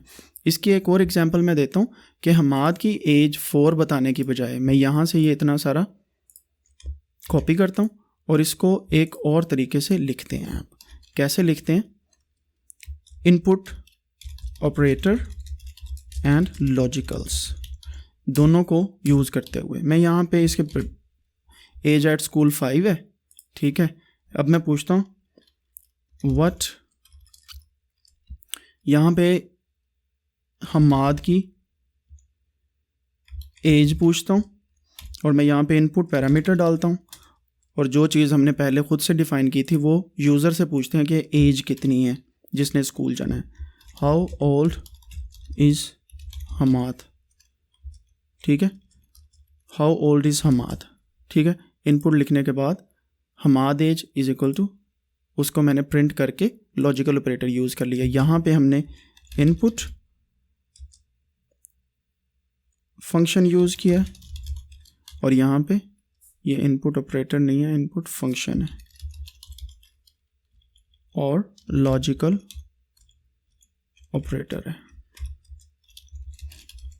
हमने यहाँ पे इनपुट फंक्शन यूज़ किया और यहाँ पे लॉजिकल ऑपरेटर यूज़ किया। अब हम इस फार्मूला को रन करते हैं। ये छोटा सा स्क्रिप्ट है 3 लाइनों का। एज जो है 5 है वो ऑलरेडी आ गया। हाउ ओल्ड इज़ हमाद, अगर मैं यहाँ पे 5 लिखूँ और एंटर करूँ तो वो कह देगा फॉल्स। क्यों? वजह क्या है? उसकी वजह यह है कि हाउ ओल्ड इज़ हमाद मैंने बताया 5 और यहाँ पे Hamad age is equal to age at school. अभी हमने क्या किया, यहाँ पे हमने इनपुट के बाद जो फंक्शन हमारे पास आया है हमाद एज का, उसकी टाइप चेक करनी है, ठीक है। फिर हमें पता चलेगा कि क्या चीज़ है, क्या मसला हुआ है। यहाँ पे प्रिंट किया अंडरस्कोर एज प्रिंट, सॉरी यहाँ पे लिखेंगे टाइप, इसके अंदर पैरेंथेसिस में हमाद एज। तो अगर हम सिर्फ इसको रन करना चाहेंगे तो हम देखते हैं कि यहाँ पे हाउ ओल्ड इज़ हमाद में 5 करता हूँ तो यहाँ पे क्लास उसकी स्ट्रिंग आ रही है, ठीक है, क्लास उसकी स्ट्रिंग आ रही है। तो हमारे पास जो क्लास है ये न्यूमेरिक होगी तो आगे काम चलेगा। तो मैं क्या करता हूँ, हमाद एज, ठीक है, इज़ इक्वल टू, तो हमारे पास हमाद एज आ गई। अब क्या करेंगे, हम हमाद की एज को यहाँ पे इंट फंक्शन के साथ हमाद एज इसको कन्वर्ट करेंगे। लेट्स सी अब हमारे पास क्या होता है। Print how old is Hamad 5, enter किया तो आप देखेंगे यहाँ पे ट्रू आ गया, क्योंकि हमने हमाद की एज यहाँ से स्ट्रिंग से इंट में कन्वर्ट कर दी। ठीक हो गया। तो हमारे पास जो इनपुट आई उसको हमने स्ट्रिंग से इंटीजर में कन्वर्ट किया, क्लास चेंज की, उसकी क्लास हमारे पास अब इंट आ गई। पहले हमारे पास जब ये नहीं थी तो हमारे पास एरर आ रहा था कि ये फॉल्स है। लेट्स सी, ये देखें, ये पास हमारे पास अगर 5 लिखते हैं तो हमारे पास स्ट्रिंग आ रही थी जो फॉल्स कह रहा था। इसका मतलब 5 भी डालते थे तो वो स्ट्रिंग में आ जाता था। मतलब कहने का ये, जब हम 5 लिखते थे तो वो 5 इस तरीके से नहीं बल्कि इस तरीके से आता था जो स्ट्रिंग की शक्ल में आ रहा था। ठीक है, तो हम इस तरीके से कन्वर्ट भी कर सकते हैं। कन्वर्जन कैसे करनी है इसके बारे में हम फर्दर भी देखेंगे, और इनपुट और लॉजिकल ऑपरेटर्स को किस तरीके से यूज़ करना है तो आप देख सकते हैं। ठीक है, अभी आप इन सभी चीज़ों को ऑपरेट करें एंड यहाँ पे कमेंट सेक्शन में लिख दें कन्वर्ट इनपुट, कन्वर्ट इनपुट लिखें ताकि मुझे समझ लग जाए कि यहाँ तक आपने देख लिया।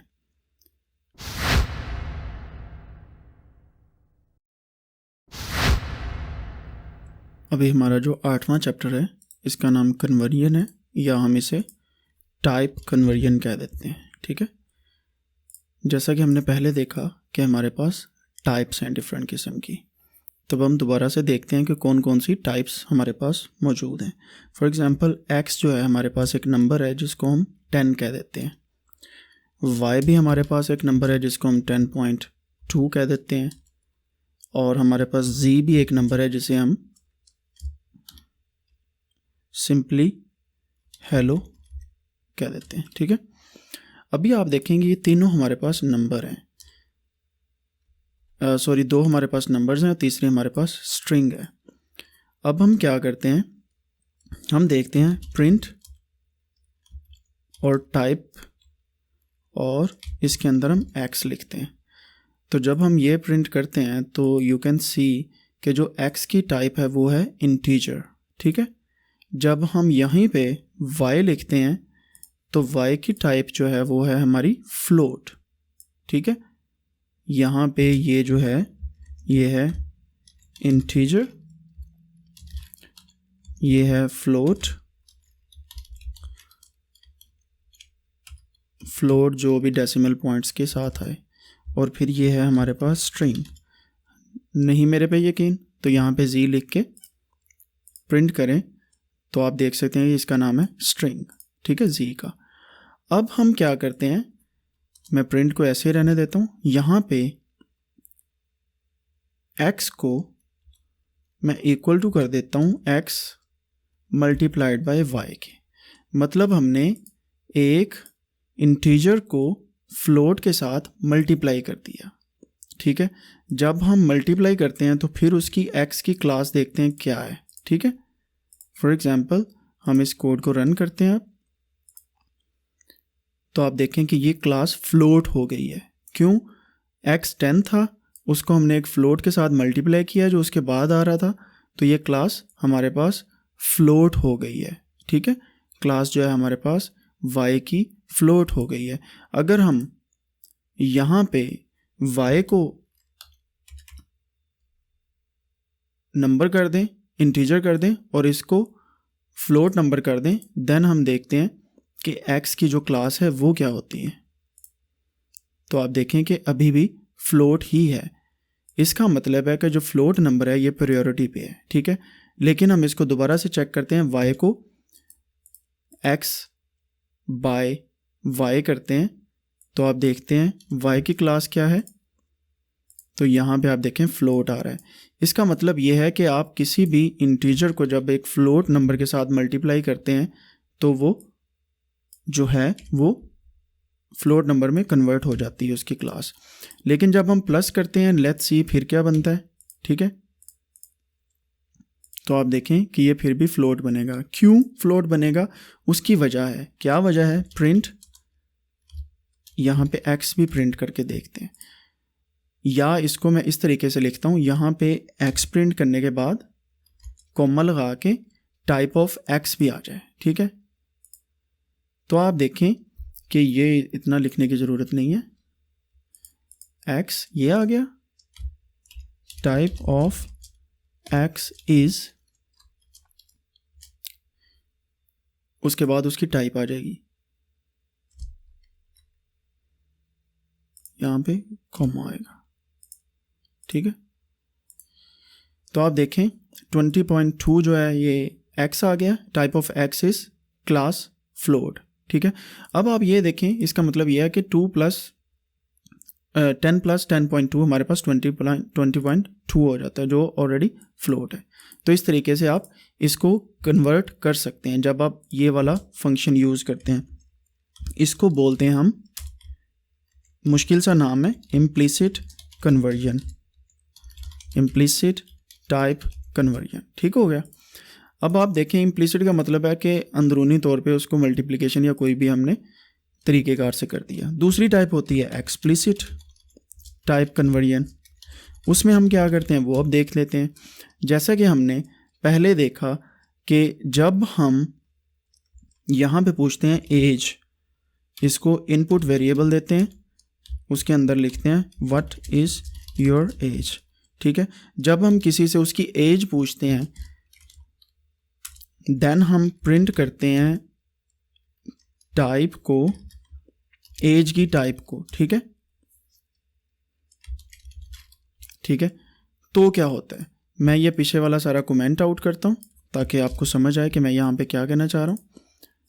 इसको मैं जब रन करता हूँ तो वो कहता है व्हाट इज़ योर एज, मैं कहता हूँ 18, एंटर किया तो वो कहता है क्लास इसकी स्ट्रिंग है। हाउ इज़ इट पॉसिबल कि नंबर की क्लास स्ट्रिंग हो जाए, ये तो इंटीजर होनी चाहिए थी।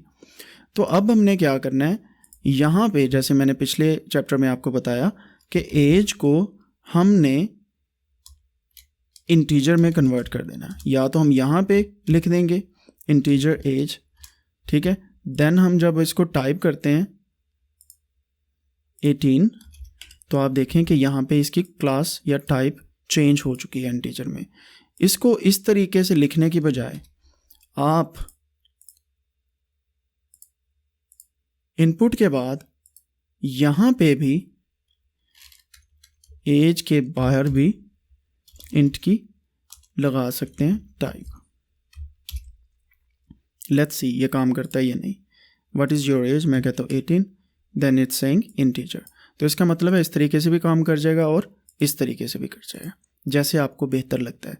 लेकिन यहाँ पे एक मसला है, एज जो हमने इनपुट किया वो प्रिंट नहीं हो रही, तो हम क्या करेंगे, इसके पीछे भी यहाँ पे age comma type integer age ये भी लगा देंगे। Simple is that. यहाँ पे मैं 18 ऐड करता हूँ तो ये 18 आ जाएगा और क्लास उसकी इंटीजर आ जाएगी, ठीक है। तो ये हम इस तरीके से इंटीजर को इसमें कन्वर्ट कर सकते हैं।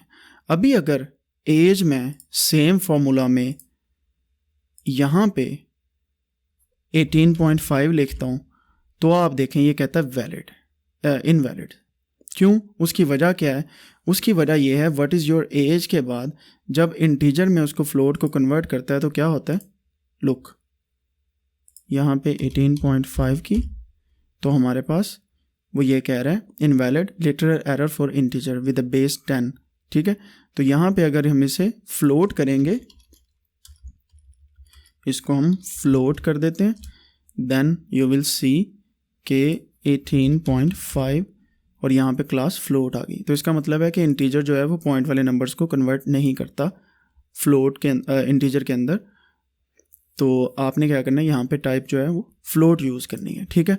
अगर आप 18 को एज ए स्ट्रिंग लिखना चाहते हैं जो ऑलरेडी है, तो उसके लिए भी आप यहाँ पे str का फंक्शन यूज़ करके उसे स्ट्रिंग में कन्वर्ट कर सकते हैं। ठीक है, तो ये देखिए मैं यहाँ पे लिखता हूँ व्हाट इज़ योर एज, वो पूछ रहा है, मैं कहता हूँ 18, तो वो यहाँ पे उसको स्ट्रिंग में कन्वर्ट कर देगा। ठीक है, लेकिन हमारा जो लिटरली यहाँ पे मीनिंग है वो ये है कि इंटीजर में एज शो होनी चाहिए, जो हम यहाँ पे 18 लिखते हैं उसकी क्लास इंटीजर आनी चाहिए। लेकिन हम इसी एग्जांपल को आगे फर्दर देखते हैं। यहाँ पे हम पूछते हैं नेम। ठीक है, तो यहाँ पे हम कहते हैं व्हाट इज़ योर नेम। ठीक है, नेम का पूछने के बाद हम यहाँ से प्रिंट, यहाँ पे एज को नेम से चेंज कर देते हैं और यहाँ पे नेम लिखते हैं और यहाँ पे भी नेम लिख देते हैं। आपको समझ आ रही है कि मैं क्या करूँ? मैं name is equal to input मांगा उससे और फिर उसके बाद प्रिंट नेम किया और टाइप यहाँ पे स्ट्रिंग कर दूँगा। ऑलरेडी स्ट्रिंग है लेकिन मैं दोबारा से इसे स्ट्रिंग भी कर सकता हूँ। लेट्स सी क्या होता है। मैं इसको कमेंट आउट कर रहा हूँ। कमेंट आउट करने के बाद इसको स्टार्ट करते हैं। व्हाट इज़ योर नेम, मैं कहता हूँ अम्मार। क्लास वो कह रहा है कि स्ट्रिंग है जी, अम्मार नाम है और क्लास स्ट्रिंग है। अगर मैं इसको इंटीजर करता हूँ देन क्या होता है, let's C. What is your name Ammar, तो वो कहता है कि लिटिल मीनिंग इसका ख़राब हो रहा है। अगर मैं अपने नेम को फॉर एग्जांपल जैसे एलन मस्क ने नाम रखा है, मैं इसको 18 कह दूं या समथिंग लाइक दैट कह दूं तो वो इंटीजर में कन्वर्ट हो जाएगा। तो ये पाइथन को नहीं पता कौन सा क्वेश्चन पूछना है, ये आप उसे बता रहे हैं कि क्वेश्चन क्या है और उसका लिटिल मीनिंग क्या है। तो आपने प्रोग्राम को इस तरीके से डिज़ाइन करना है कि इंटीजर और स्ट्रिंग अपनी सही जगह पे वहाँ पे आपको पता चले। हम फर्दर ऑन जो है अपने आने वाले सेशंस में जब हमारे पास एडवांस लेवल का कोर्स आएगा उसमें देखेंगे कि आप किस तरीके से डिफरेंट किस्म के डेटा टाइप्स को फर्दर आगे कन्वर्ट कर सकते हैं। और इस चैप्टर के ख़त्म होने के बाद आपसे रिक्वेस्ट है कि आप यहाँ पे टाइप अंडरस्कोर कन्वर्जन जो है वो कमेंट सेक्शन में लिख दें। मुझे पता है बहुत सारे कमेंट्स आपके नीचे आ रहे होंगे, लेकिन उसका फ़ायदा ये है कि मुझे पता चल रहा होगा कि आप फॉलो अप दे रहे हैं मुझे। नेक्स्ट चैप्टर में मिलते हैं।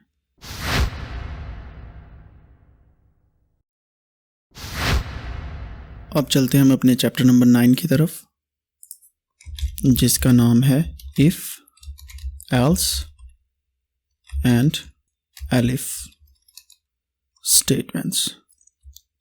ठीक है, इसको फिर मैंने रीनेम करना है। आप स्टार्ट में इसको .py कर लिया करें तो ये हमारे पास आ जाएगी। अब हम देखते हैं कि कहाँ पे हम ये 3 चीज़ें यूज़ कर सकते हैं। जैसा कि मैंने बताया पहले कि फॉर एग्ज़ाम्पल एक मिसाल है कि स्कूल जाने के लिए जो एज है, रिक्वायर्ड एज एट स्कूल, वो है 5 साल। ठीक है, और जो हमाद की एज है, जो मेरा छोटा भाई है, वो है 4 साल। ठीक हो गया। अभी हमारा क्वेश्चन ये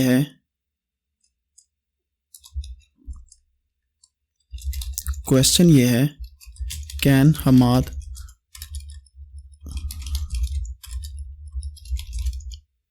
गो टू स्कूल। ठीक है, अब हम इसको चेक करने के लिए यहाँ पे लिखते हैं इफ़ स्टेटमेंट। ठीक है, जिसमें क्या होगा, इफ़ लिखेंगे हम। लिखने के बाद हम अगली चीज़ लिखेंगे, Hamad age is equal to, double equal का साइन लगा के, कंडीशनल ऑपरेटर है, रिक्वायर्ड। जब मैं ये लिखूंगा तो पूरा का पूरा ऑब्जेक्ट हमारे पास आ जाएगा। इस पर क्लिक करूंगा, is equal to this, then colon का साइन यूज़ करूंगा। वो यूज़ करने के बाद जब मैं एंटर दबाऊंगा तो इसका मतलब है कि ये कोड यहाँ से आगे इंटेंडेड हो गया है। ठीक है, इंटेंडेड कोड का मतलब ये है कि इतनी स्पेस आ गई है। इसका मतलब है ये जो अगली लाइन होगी वो इसी कोड का हिस्सा है। यहाँ पे मैं लिखता हूँ प्रिंट करें, Hamad can join the school. ठीक है, ठीक है। अब हम इसे रन करते हैं कोड को, ठीक है। जितनी मर्जी आप स्पेसेस डाल दें यहाँ पे, कोड उतना ही रन होगा जिस तरह होना है, क्योंकि स्पेसेस डजंट मैटर। यहाँ पे इफ़ ही लिखना है तो आप यहाँ पे एक स्पेस डालें।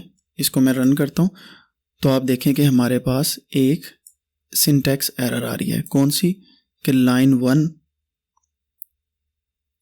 कैरेक्टर्स, लेट मी सी क्या मसला है यहाँ पे। String Hamad age 4 is equal to required age at school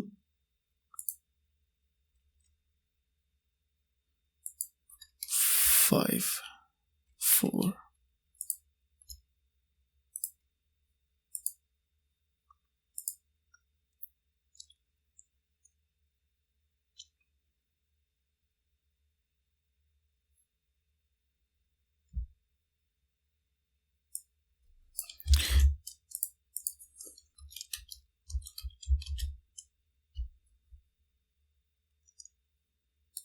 अच्छा, यहाँ पे मैंने नेमिंग में ये नहीं करना चाहिए था। लेट्स सी अगर आप काम करता है ये, बिल्कुल। तो इसकी नेमिंग में मसला था। आप देखें कि यहाँ पे हमाद की एज है 4 साल और रिक्वायर्ड एज एट स्कूल है 5 साल। क्वेश्चन ये है can Hamad go to school. तो उसको आस्क करने के लिए हमने क्वेश्चन को पूछने के लिए इफ़ स्टेटमेंट यूज़ की और यहाँ पे लिखा Hamad age double equal to is equal to the required age. इसका मतलब है कि रिक्वायर्ड एज स्कूल में जो है अगर इसके इक्वल हमाद की एज है, if this statement is true then print this. ठीक है, इसका मतलब यह है कि अगर हमाद की एज रिक्वायर्ड स्कूल की एज के बराबर है तो ये प्रिंट कर दें। ठीक है, जब हम इसे रन करते हैं तो यहाँ पे कुछ भी प्रिंट नहीं होता। क्यों? क्योंकि ये एक फॉल्स स्टेटमेंट हम लिख रहे हैं। कैसे? हमाद की एज 4 साल है लेकिन required age at school 5 years है। यहाँ पे इसको 4 की बजाय अगर मैं 5 करता हूँ और इसे रन करता हूँ, you can see Hamad can join the school. ठीक है, ये आ गया हमारे पास स्टेटमेंट। मगर हमाद की एज तो 4 साल है, इसको मैं रन करता हूँ तो कुछ भी नहीं आ रहा। तो इसका मतलब है कि जब आप इफ़ स्टेटमेंट लिखते हैं तो उसके बाद अगर ये कंडीशन पूरी ना हो तो आपको ये भी बताना चाहिए कि अगर ये नहीं पूरा होता तो कुछ और है तो आप ये प्रिंट कर दें। फॉर एग्जांपल, अगर हमाद की एज इसके बराबर नहीं है तो आप यहाँ पे एल्स लिखें। एल्स लिखने के बाद कॉलन लगाएं। कॉलन लगाने के बाद आप यहाँ पे लिख सकते हैं प्रिंट, ठीक है, Hamad can not go to school.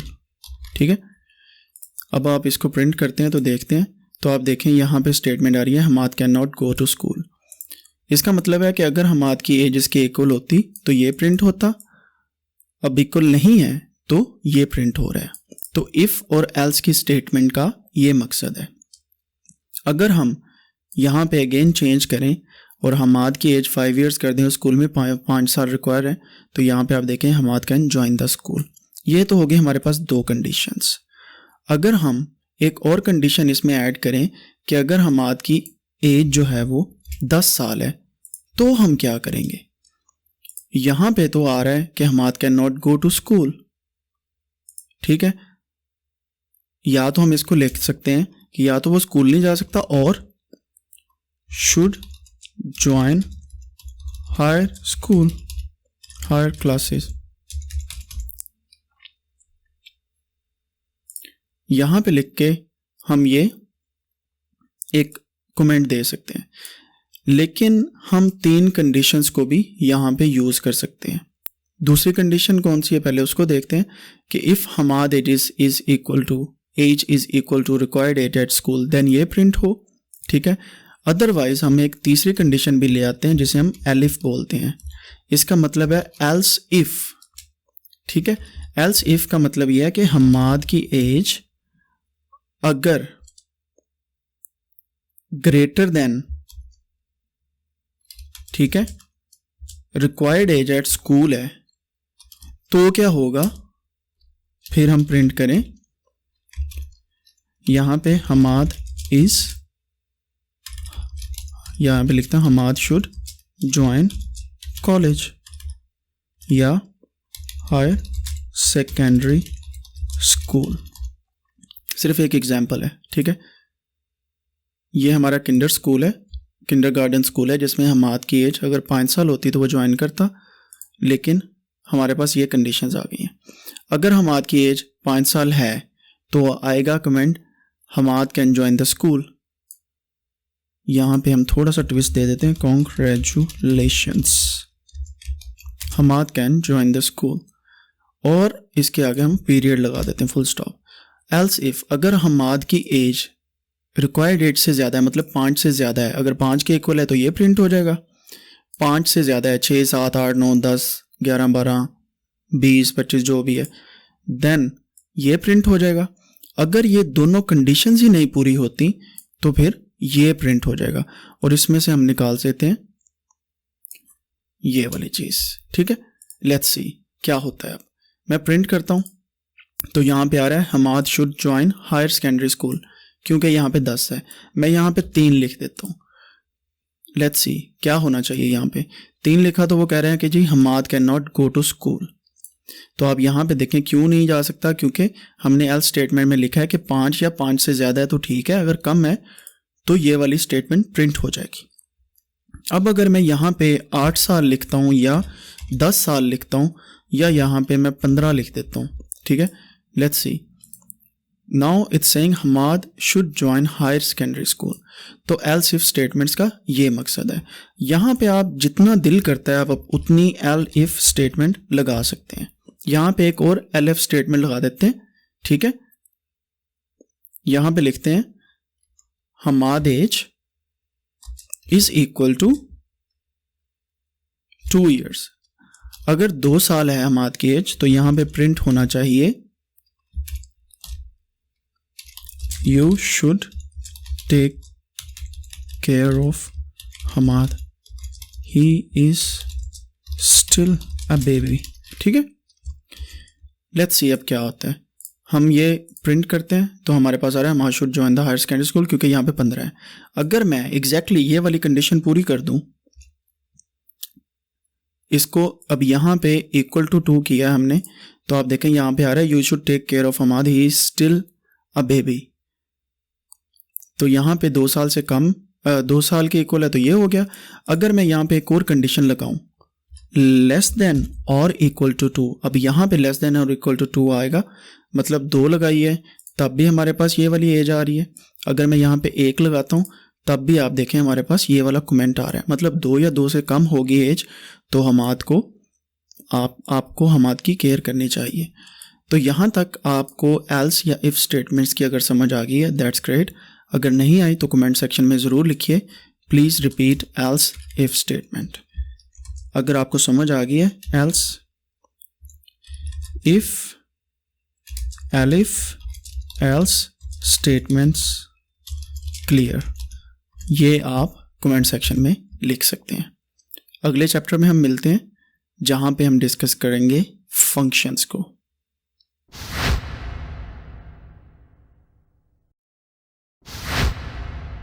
अब चलते हैं जी हमारे चैप्टर नंबर 10 की तरफ।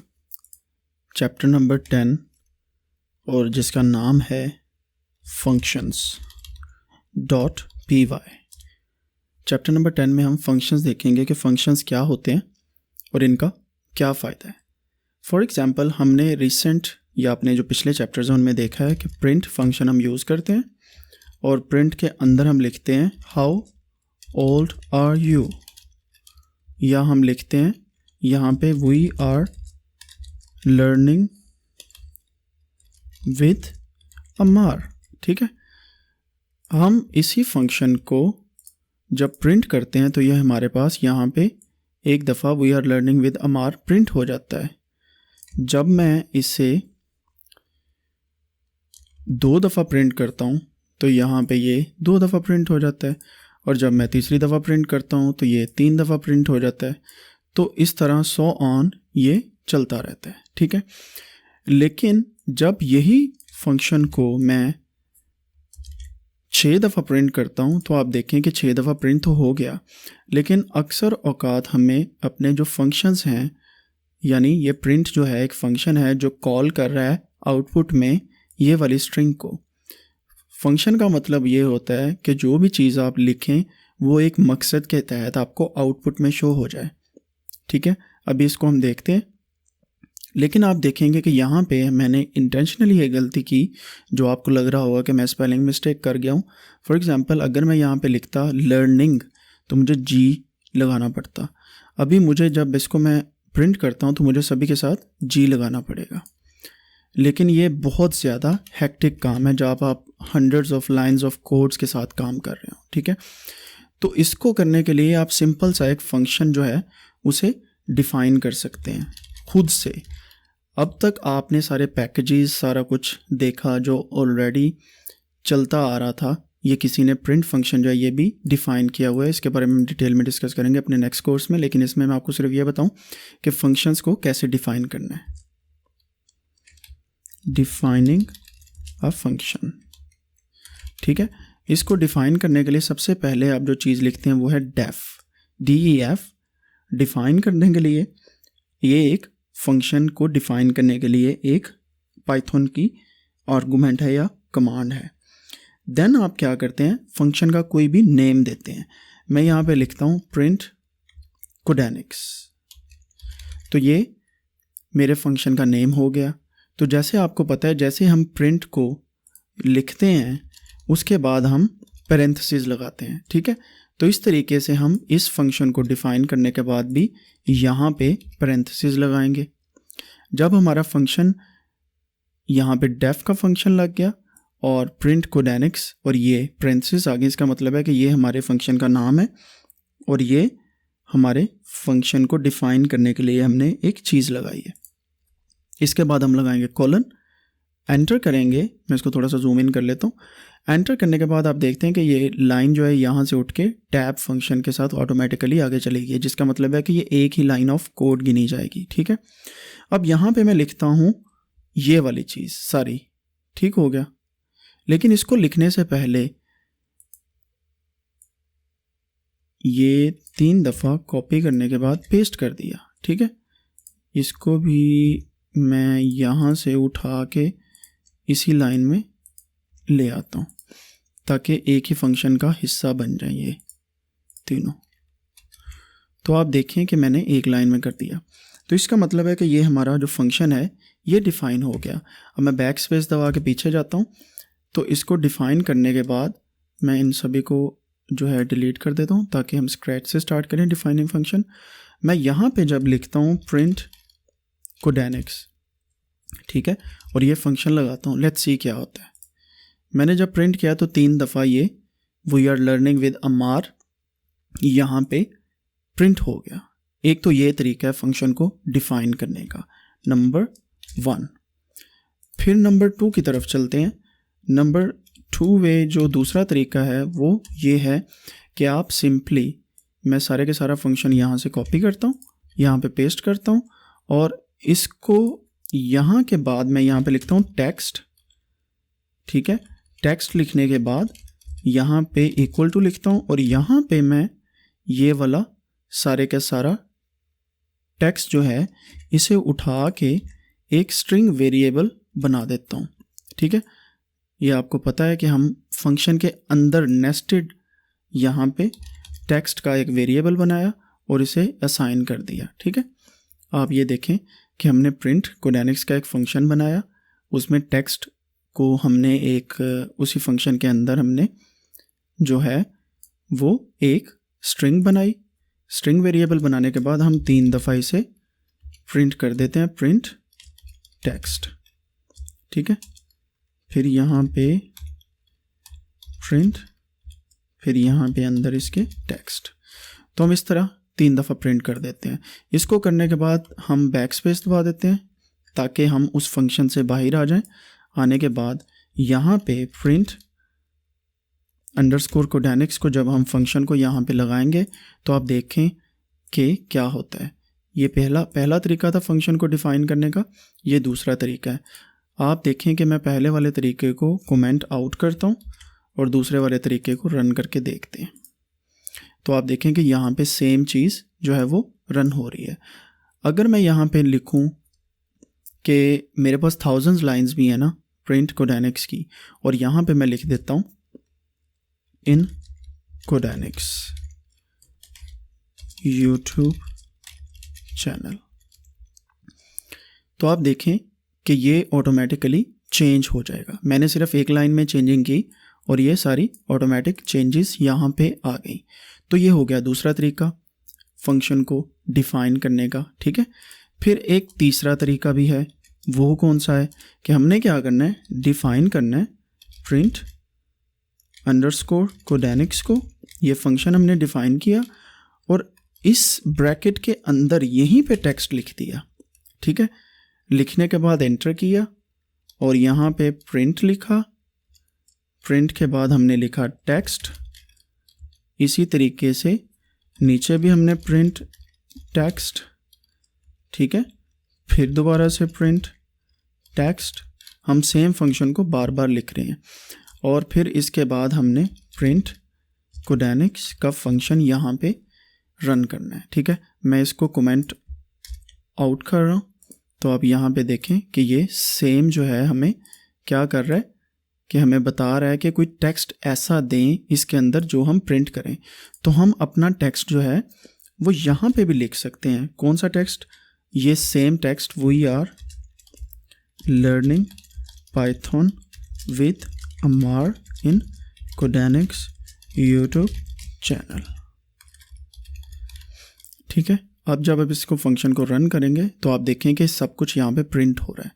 तो इस तरीके से आपने जो भी चीज़ 3 दफ़ा रिपीट करनी है वो इस ब्रैकेट में लिखेंगे तो वो यहाँ पे रेपिटेशन में ऑलरेडी आ जाएगा।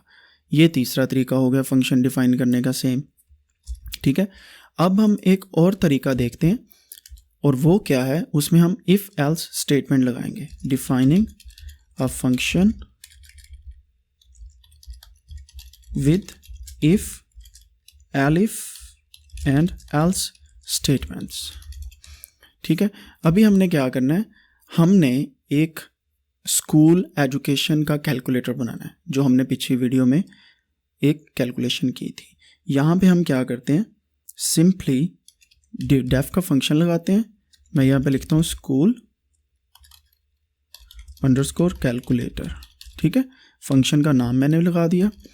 अब यहाँ पे मैं सारे का सारा ये वाला कोड जो है इसे उठा के ले जाता हूँ,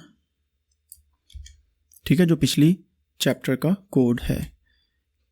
यहाँ से इसको मैं आगे कर लेता हूँ, यहाँ से भी, क्योंकि हमने इसको एक लाइन में रखना है और ये प्रिंट को अगली लाइन में लेके जाना है।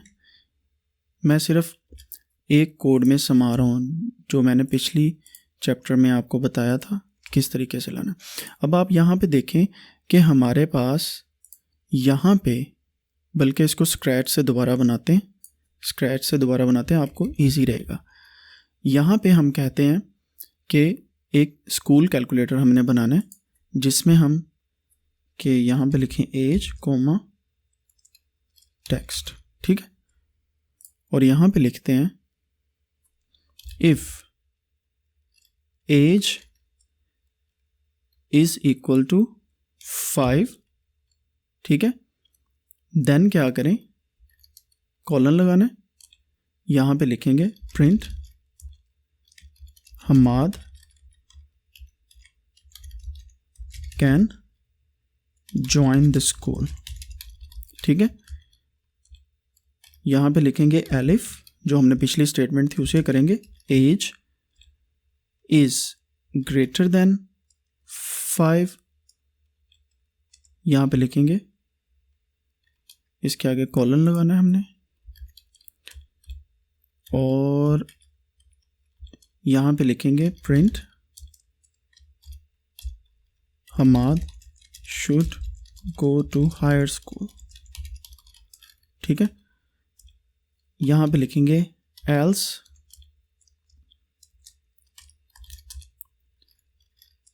Print Hamad is still a baby, ठीक हो गया।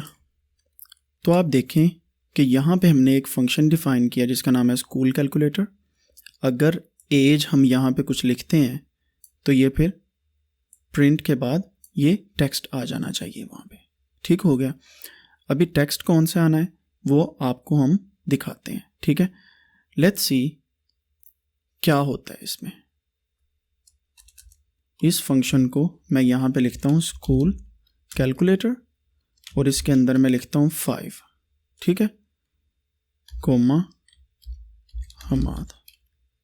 लेट्स सी क्या होता है इसका साथ। Hamad can join the school, क्योंकि मैंने एज जो है यहाँ पे 5 लिखी और वो कहते हैं कि अगर एज 5 के इक्वल है तो ये वाला प्रिंट होगा। अब मैं यहाँ पे हमाद की एज जो है वो 15 लिखता हूँ, तो आप देखें Hamad should go to higher school. ठीक हो गया। अगर यहाँ पे मैं इसकी 2 years एज लिखता हूँ, Hamad is still a baby. ठीक है, तो आपने इस तरीके से फंक्शन डिफाइन करना है। अभी मैंने हमाद का नाम यहाँ से डिलीट किया, लेकिन आप देखें कि हमारे पास कोई भी टेक्स्ट यहाँ पे नहीं आ रहा। तो इसका मतलब है कि अगर मैं यहाँ पे इसको रिमूव करता हूँ और यहाँ पे 2 रहने देता हूँ, then our function is still working. तो हमें सिर्फ यहाँ पे एज लिखनी है और यहाँ पे ये पैरामीटर देने हैं।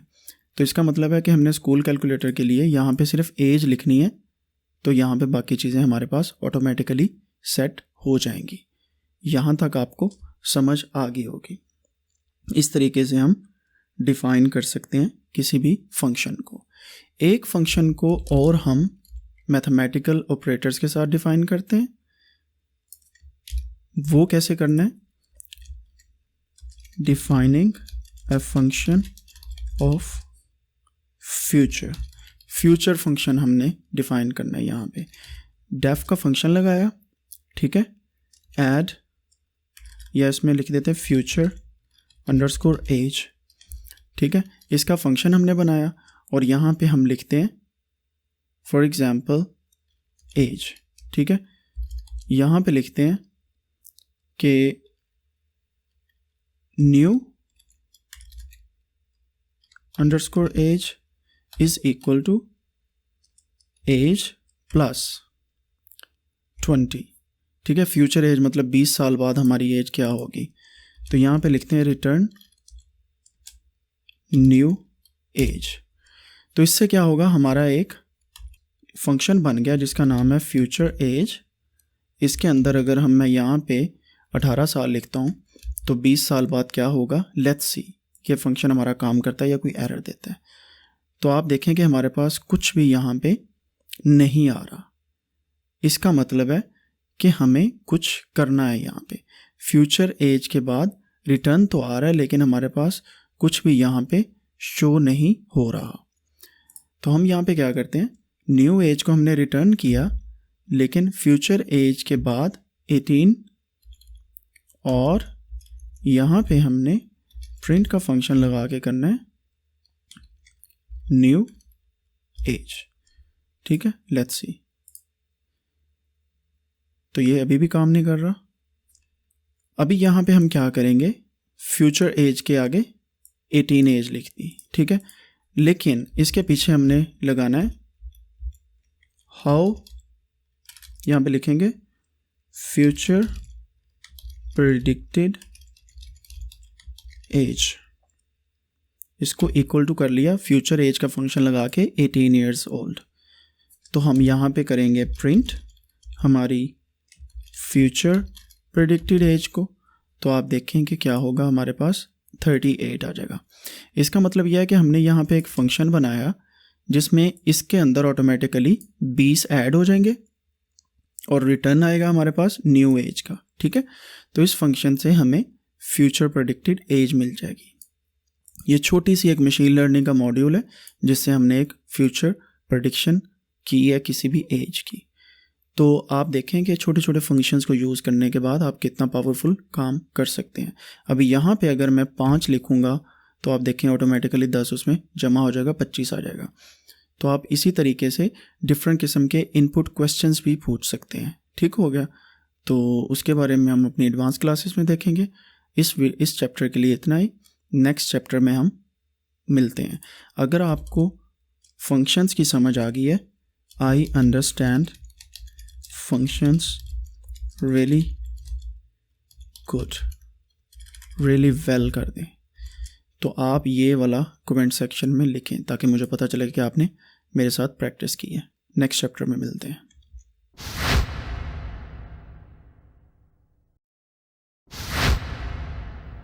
अब हम चलते हैं अपने चैप्टर नंबर 11 की तरफ, जिसका नाम है लूप्स।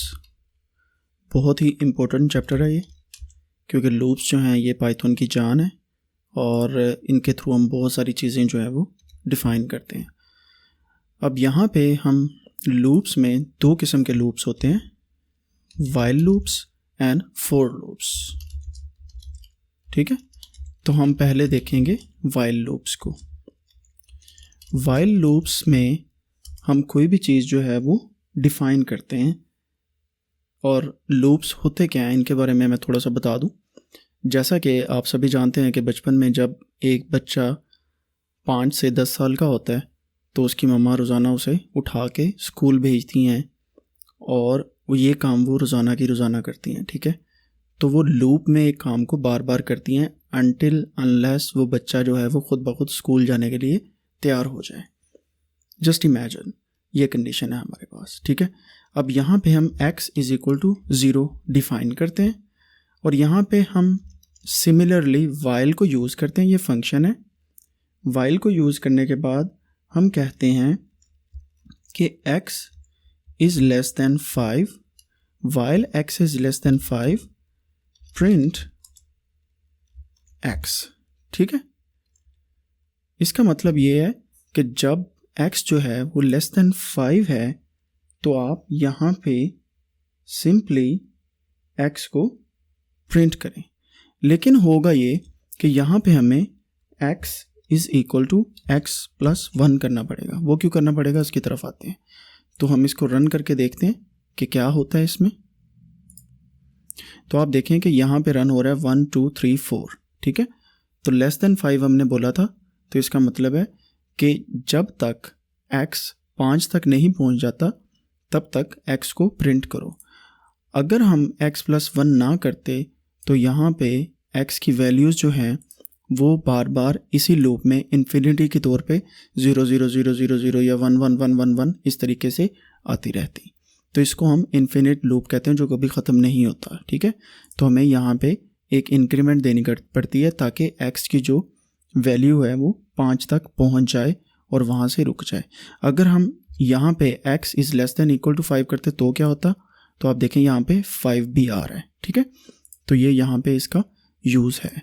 इसके बाद मैं थोड़ा सा जूम आउट कर लेता हूँ और यहाँ पे हम दूसरा लूप देखते हैं जिसका नाम है, ये हमने वाइल लूप देखा। इसके बाद हम देखते हैं फॉर लूप्स।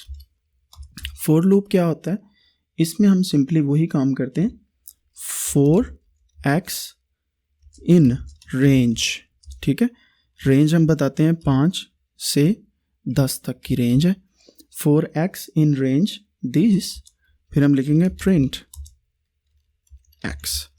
ठीक है, अब इसमें क्या है, इसमें हमने वही चीज़ बताई है कि जब तक x 5 और 10 के दरमियान है तब तक इसे रिपीट करते रहो। लेट्स सी क्या होता है।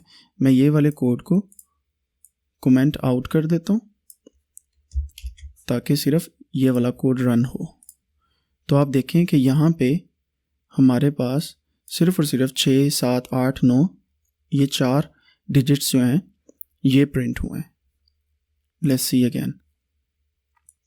ठीक है, तो क्यों ऐसा हुआ, क्योंकि हमने एक रेंज बताई थी 5 से 10 तक।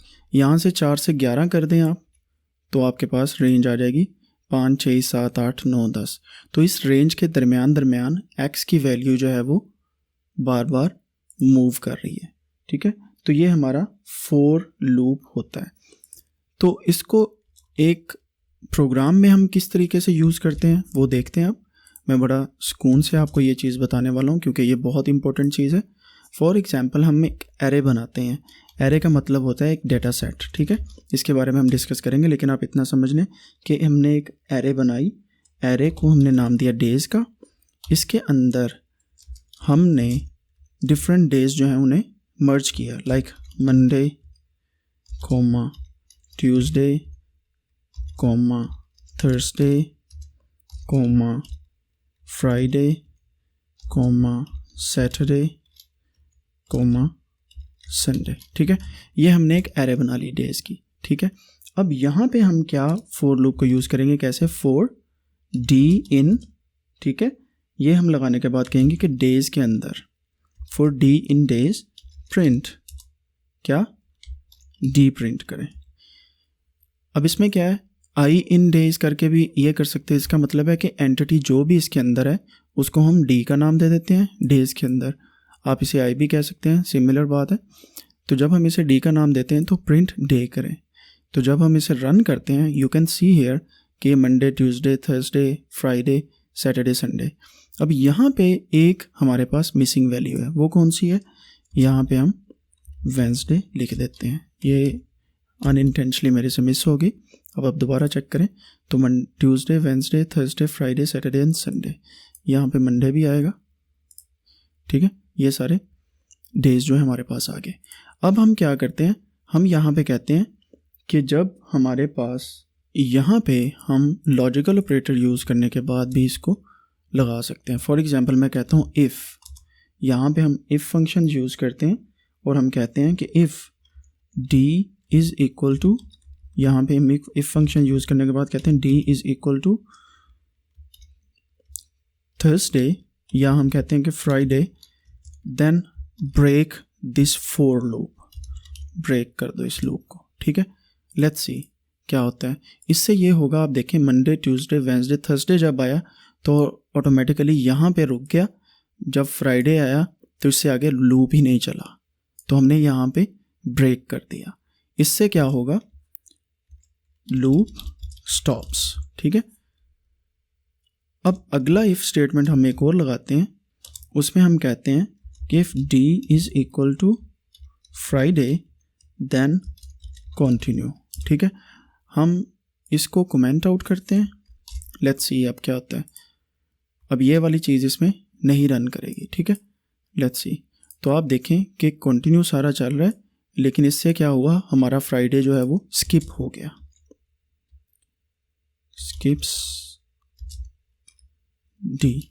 ठीक है, जो हमने यहाँ पे मेंशन किया कि जब डी फ्राइडे पे आता है तो वो स्किप हो जाएगा, वहाँ से कंटिन्यू करो, यहाँ पे ब्रेक हो जाता है। ठीक है, तो इस तरीके से आप अपने लूप्स जो हैं उन्हें डिफरेंट तरीक़ों से डिफ़ाइन कर सकते हैं। तो लूप्स को डिफ़ाइन करने के कई और भी तरीके हैं, लेकिन हम बेसिक्स में इतना ही सीखेंगे। आगे एडवांस कोर्सेज़ में मैं आपको फर्दर इसकी बहुत सारी डिटेल में बातें बताऊंगा। हम चलते हैं अब अपने नेक्स्ट चैप्टर की तरफ, जिसका नाम है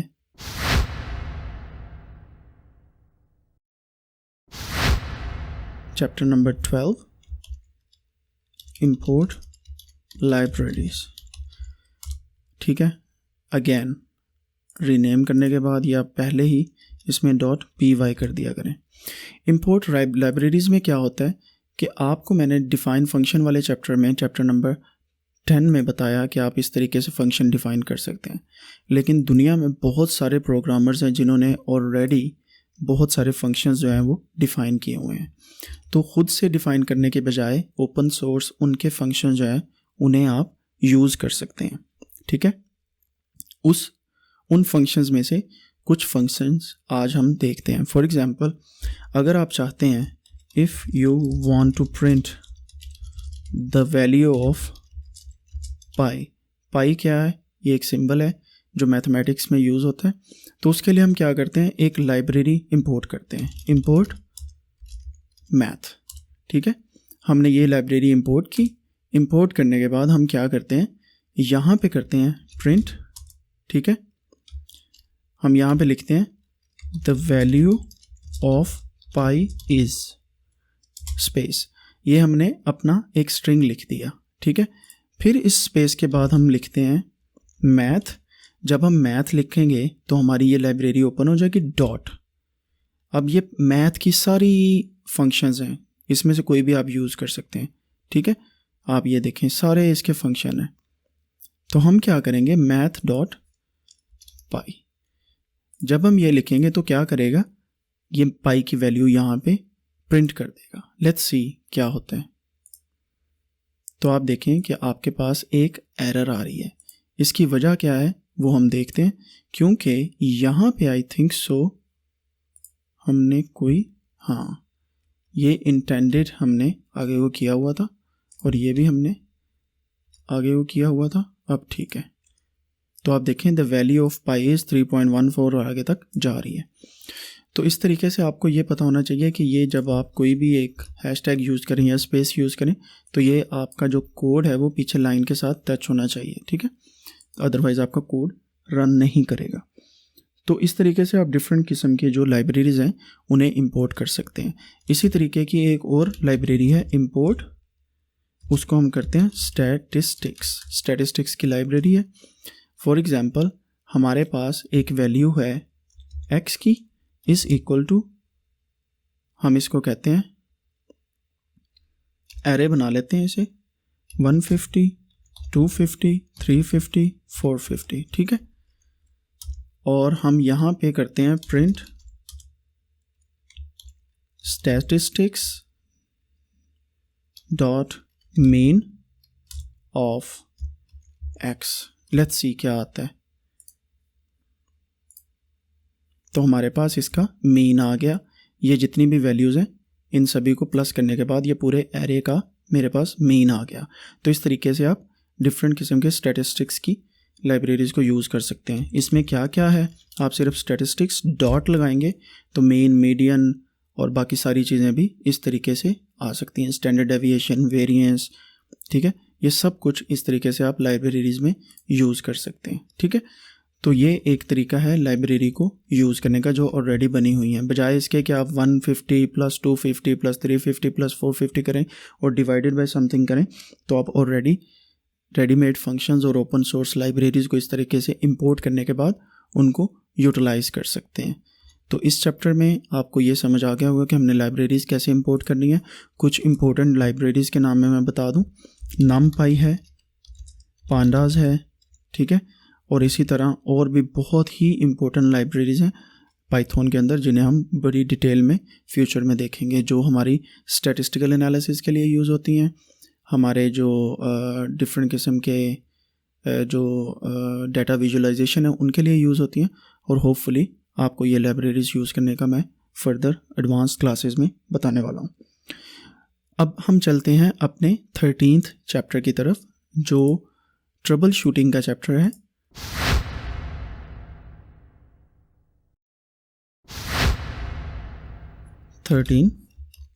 ट्रबल शूटिंग .py। हमारे पास जितनी भी एरर्स आती हैं पाइथन के अंदर, ट्रबल शूटिंग उनकी कैसे करनी है, ठीक है। सबसे पहले तो हमारे पास एरर आती है, फॉर एग्जांपल हम यहाँ पे प्रिंट लिखते हैं, प्रिंट लिखने के बाद हम यहाँ पे लिख देते हैं वी आर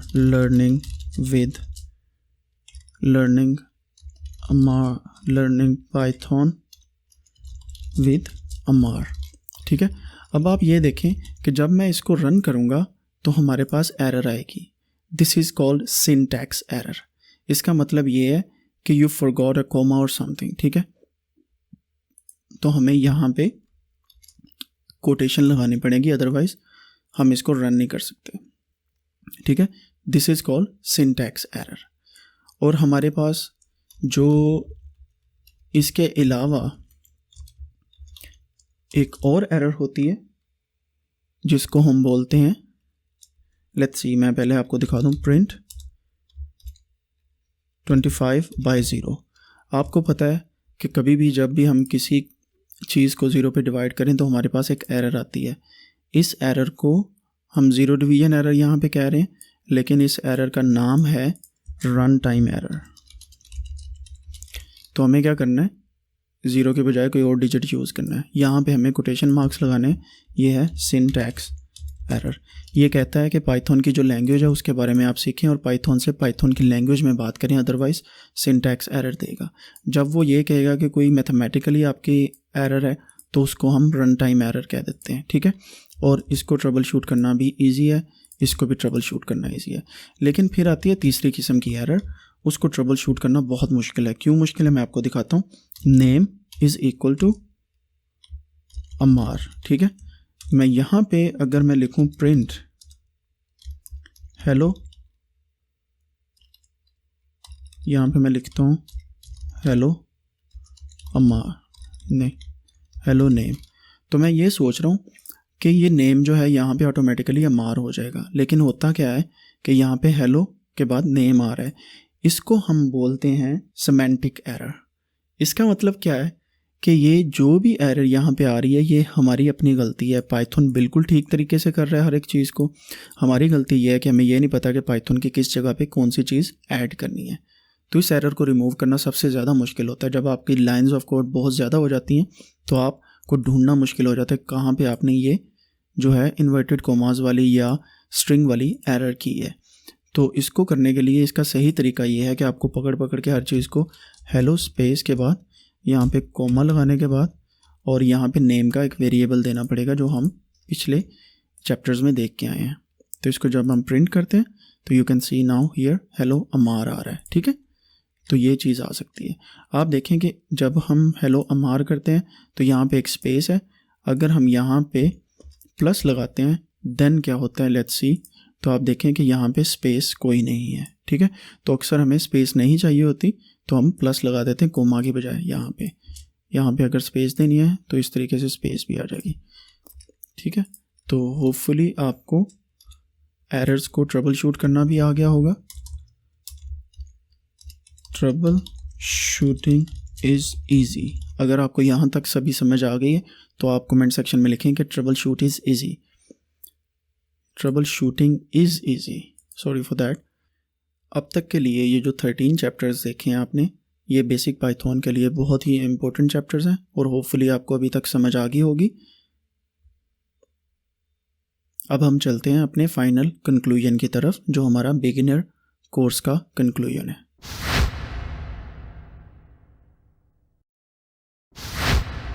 मैं उम्मीद करता हूँ कि आपने इस पूरे कोर्स में मेरे साथ साथ प्रैक्टिस की होगी, और अगर आपने ये बेसिक पाइथन का कोर्स देखा है तो आप यकीन माने कि अगर आपने सही तरह प्रैक्टिस की है और आप मेरे साथ स्टेप बाय स्टेप जो है साथ साथ कोड्स लिखते रहे हैं, वीडियो को पॉज करके देखते रहे हैं और नीचे कमेंट सेक्शन में कमेंट्स करते रहे हैं, तो मैं गारंटी दे सकता हूँ आप लोगों की कि आपको पाइथन इंस्टॉल करने आ गया है, पाइथन कमांड लाइन में चलाने आ गया है, पाइथन को विजुअल स्टूडियो कोड में रन करना आ गया है, पाइथन पे अपनी फर्स्ट लाइन ऑफ कोड लिखने आ गई है, पाइथन पे आपको ऑपरेटर्स बनाने आ गए हैं, ऑपरेटर्स यूज़ करने आ गए हैं, कमेंट्स का पता चल गया, आपको वेरिएबल क्या होते हैं और कैसे बनाने वो पता चल गया है, then logical and other variables क्या क्या होते हैं उनका पता चल गया, आपको टाइप कन्वर्जन का पता चल गया है, आपको ये पता चल गया है कि if, elif and else statements क्या होती हैं, आपको फंक्शंस का पता चल गया है कि कैसे डिफ़ाइन करने हैं,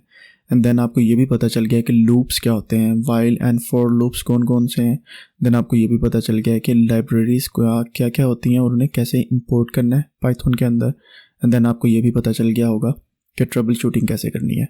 मैं आपको कुछ सजेस्ट करना चाहूँगा। आपसे रिक्वेस्ट ये है कि अगर आपको समझ आई है एक दफ़ा वीडियो देखने से, जो होपफुली अक्सर आ जाती है अगर आपने पूरी तवज्जो के साथ वीडियो देखी है, then is good. Otherwise I would suggest कि आप कम से कम 3 दफ़ा ये वीडियो देखें और साथ साथ प्रैक्टिस करें। अगर आपने पाइथन में सच में एक्सपर्ट होना है तो 3 दफ़ा ये वीडियो देखें, और 3 दफ़ा वीडियो देखने के बाद बाबा अमार का आपसे वादा है कि आप पे ऐसा यकदम होगा ये वाला दम कि आपको नशा हो जाएगा, पाइथन का जादू हो जाएगा आप पे। तो इस पाइथन के जादू को हम आगे लेके चलते रहेंगे अपने इस पाइथन के चिल्ले वाले कोर्स में। लिंक डिस्क्रिप्शन में दिया हुआ है, और आपसे रिक्वेस्ट है कि जितना शेयर कर सकते हैं इस वीडियो को शेयर करें। मिलते हैं हम आने वाले अपने नेक्स्ट दिन के लेक्चर में। और मेरी इंग्लिश ऐसी है यार, मैं क्या करूं, मेरी इंग्लिश अच्छी नहीं है एंड इस वक्त इंग्लिश आ भी नहीं रही, तो बेहतर यही होगा कि आप पाइथन को बच्चों की तरह सीखें, बड़ों की तरह सीखें, और देन फिर हम मैच्योर बंदों की तरह इसे अप्लाई करेंगे डेटा साइंस के फील्ड में। नेक्स्ट वीडियो तक अपना ख्याल रखिएगा। अल्लाह निगहबान।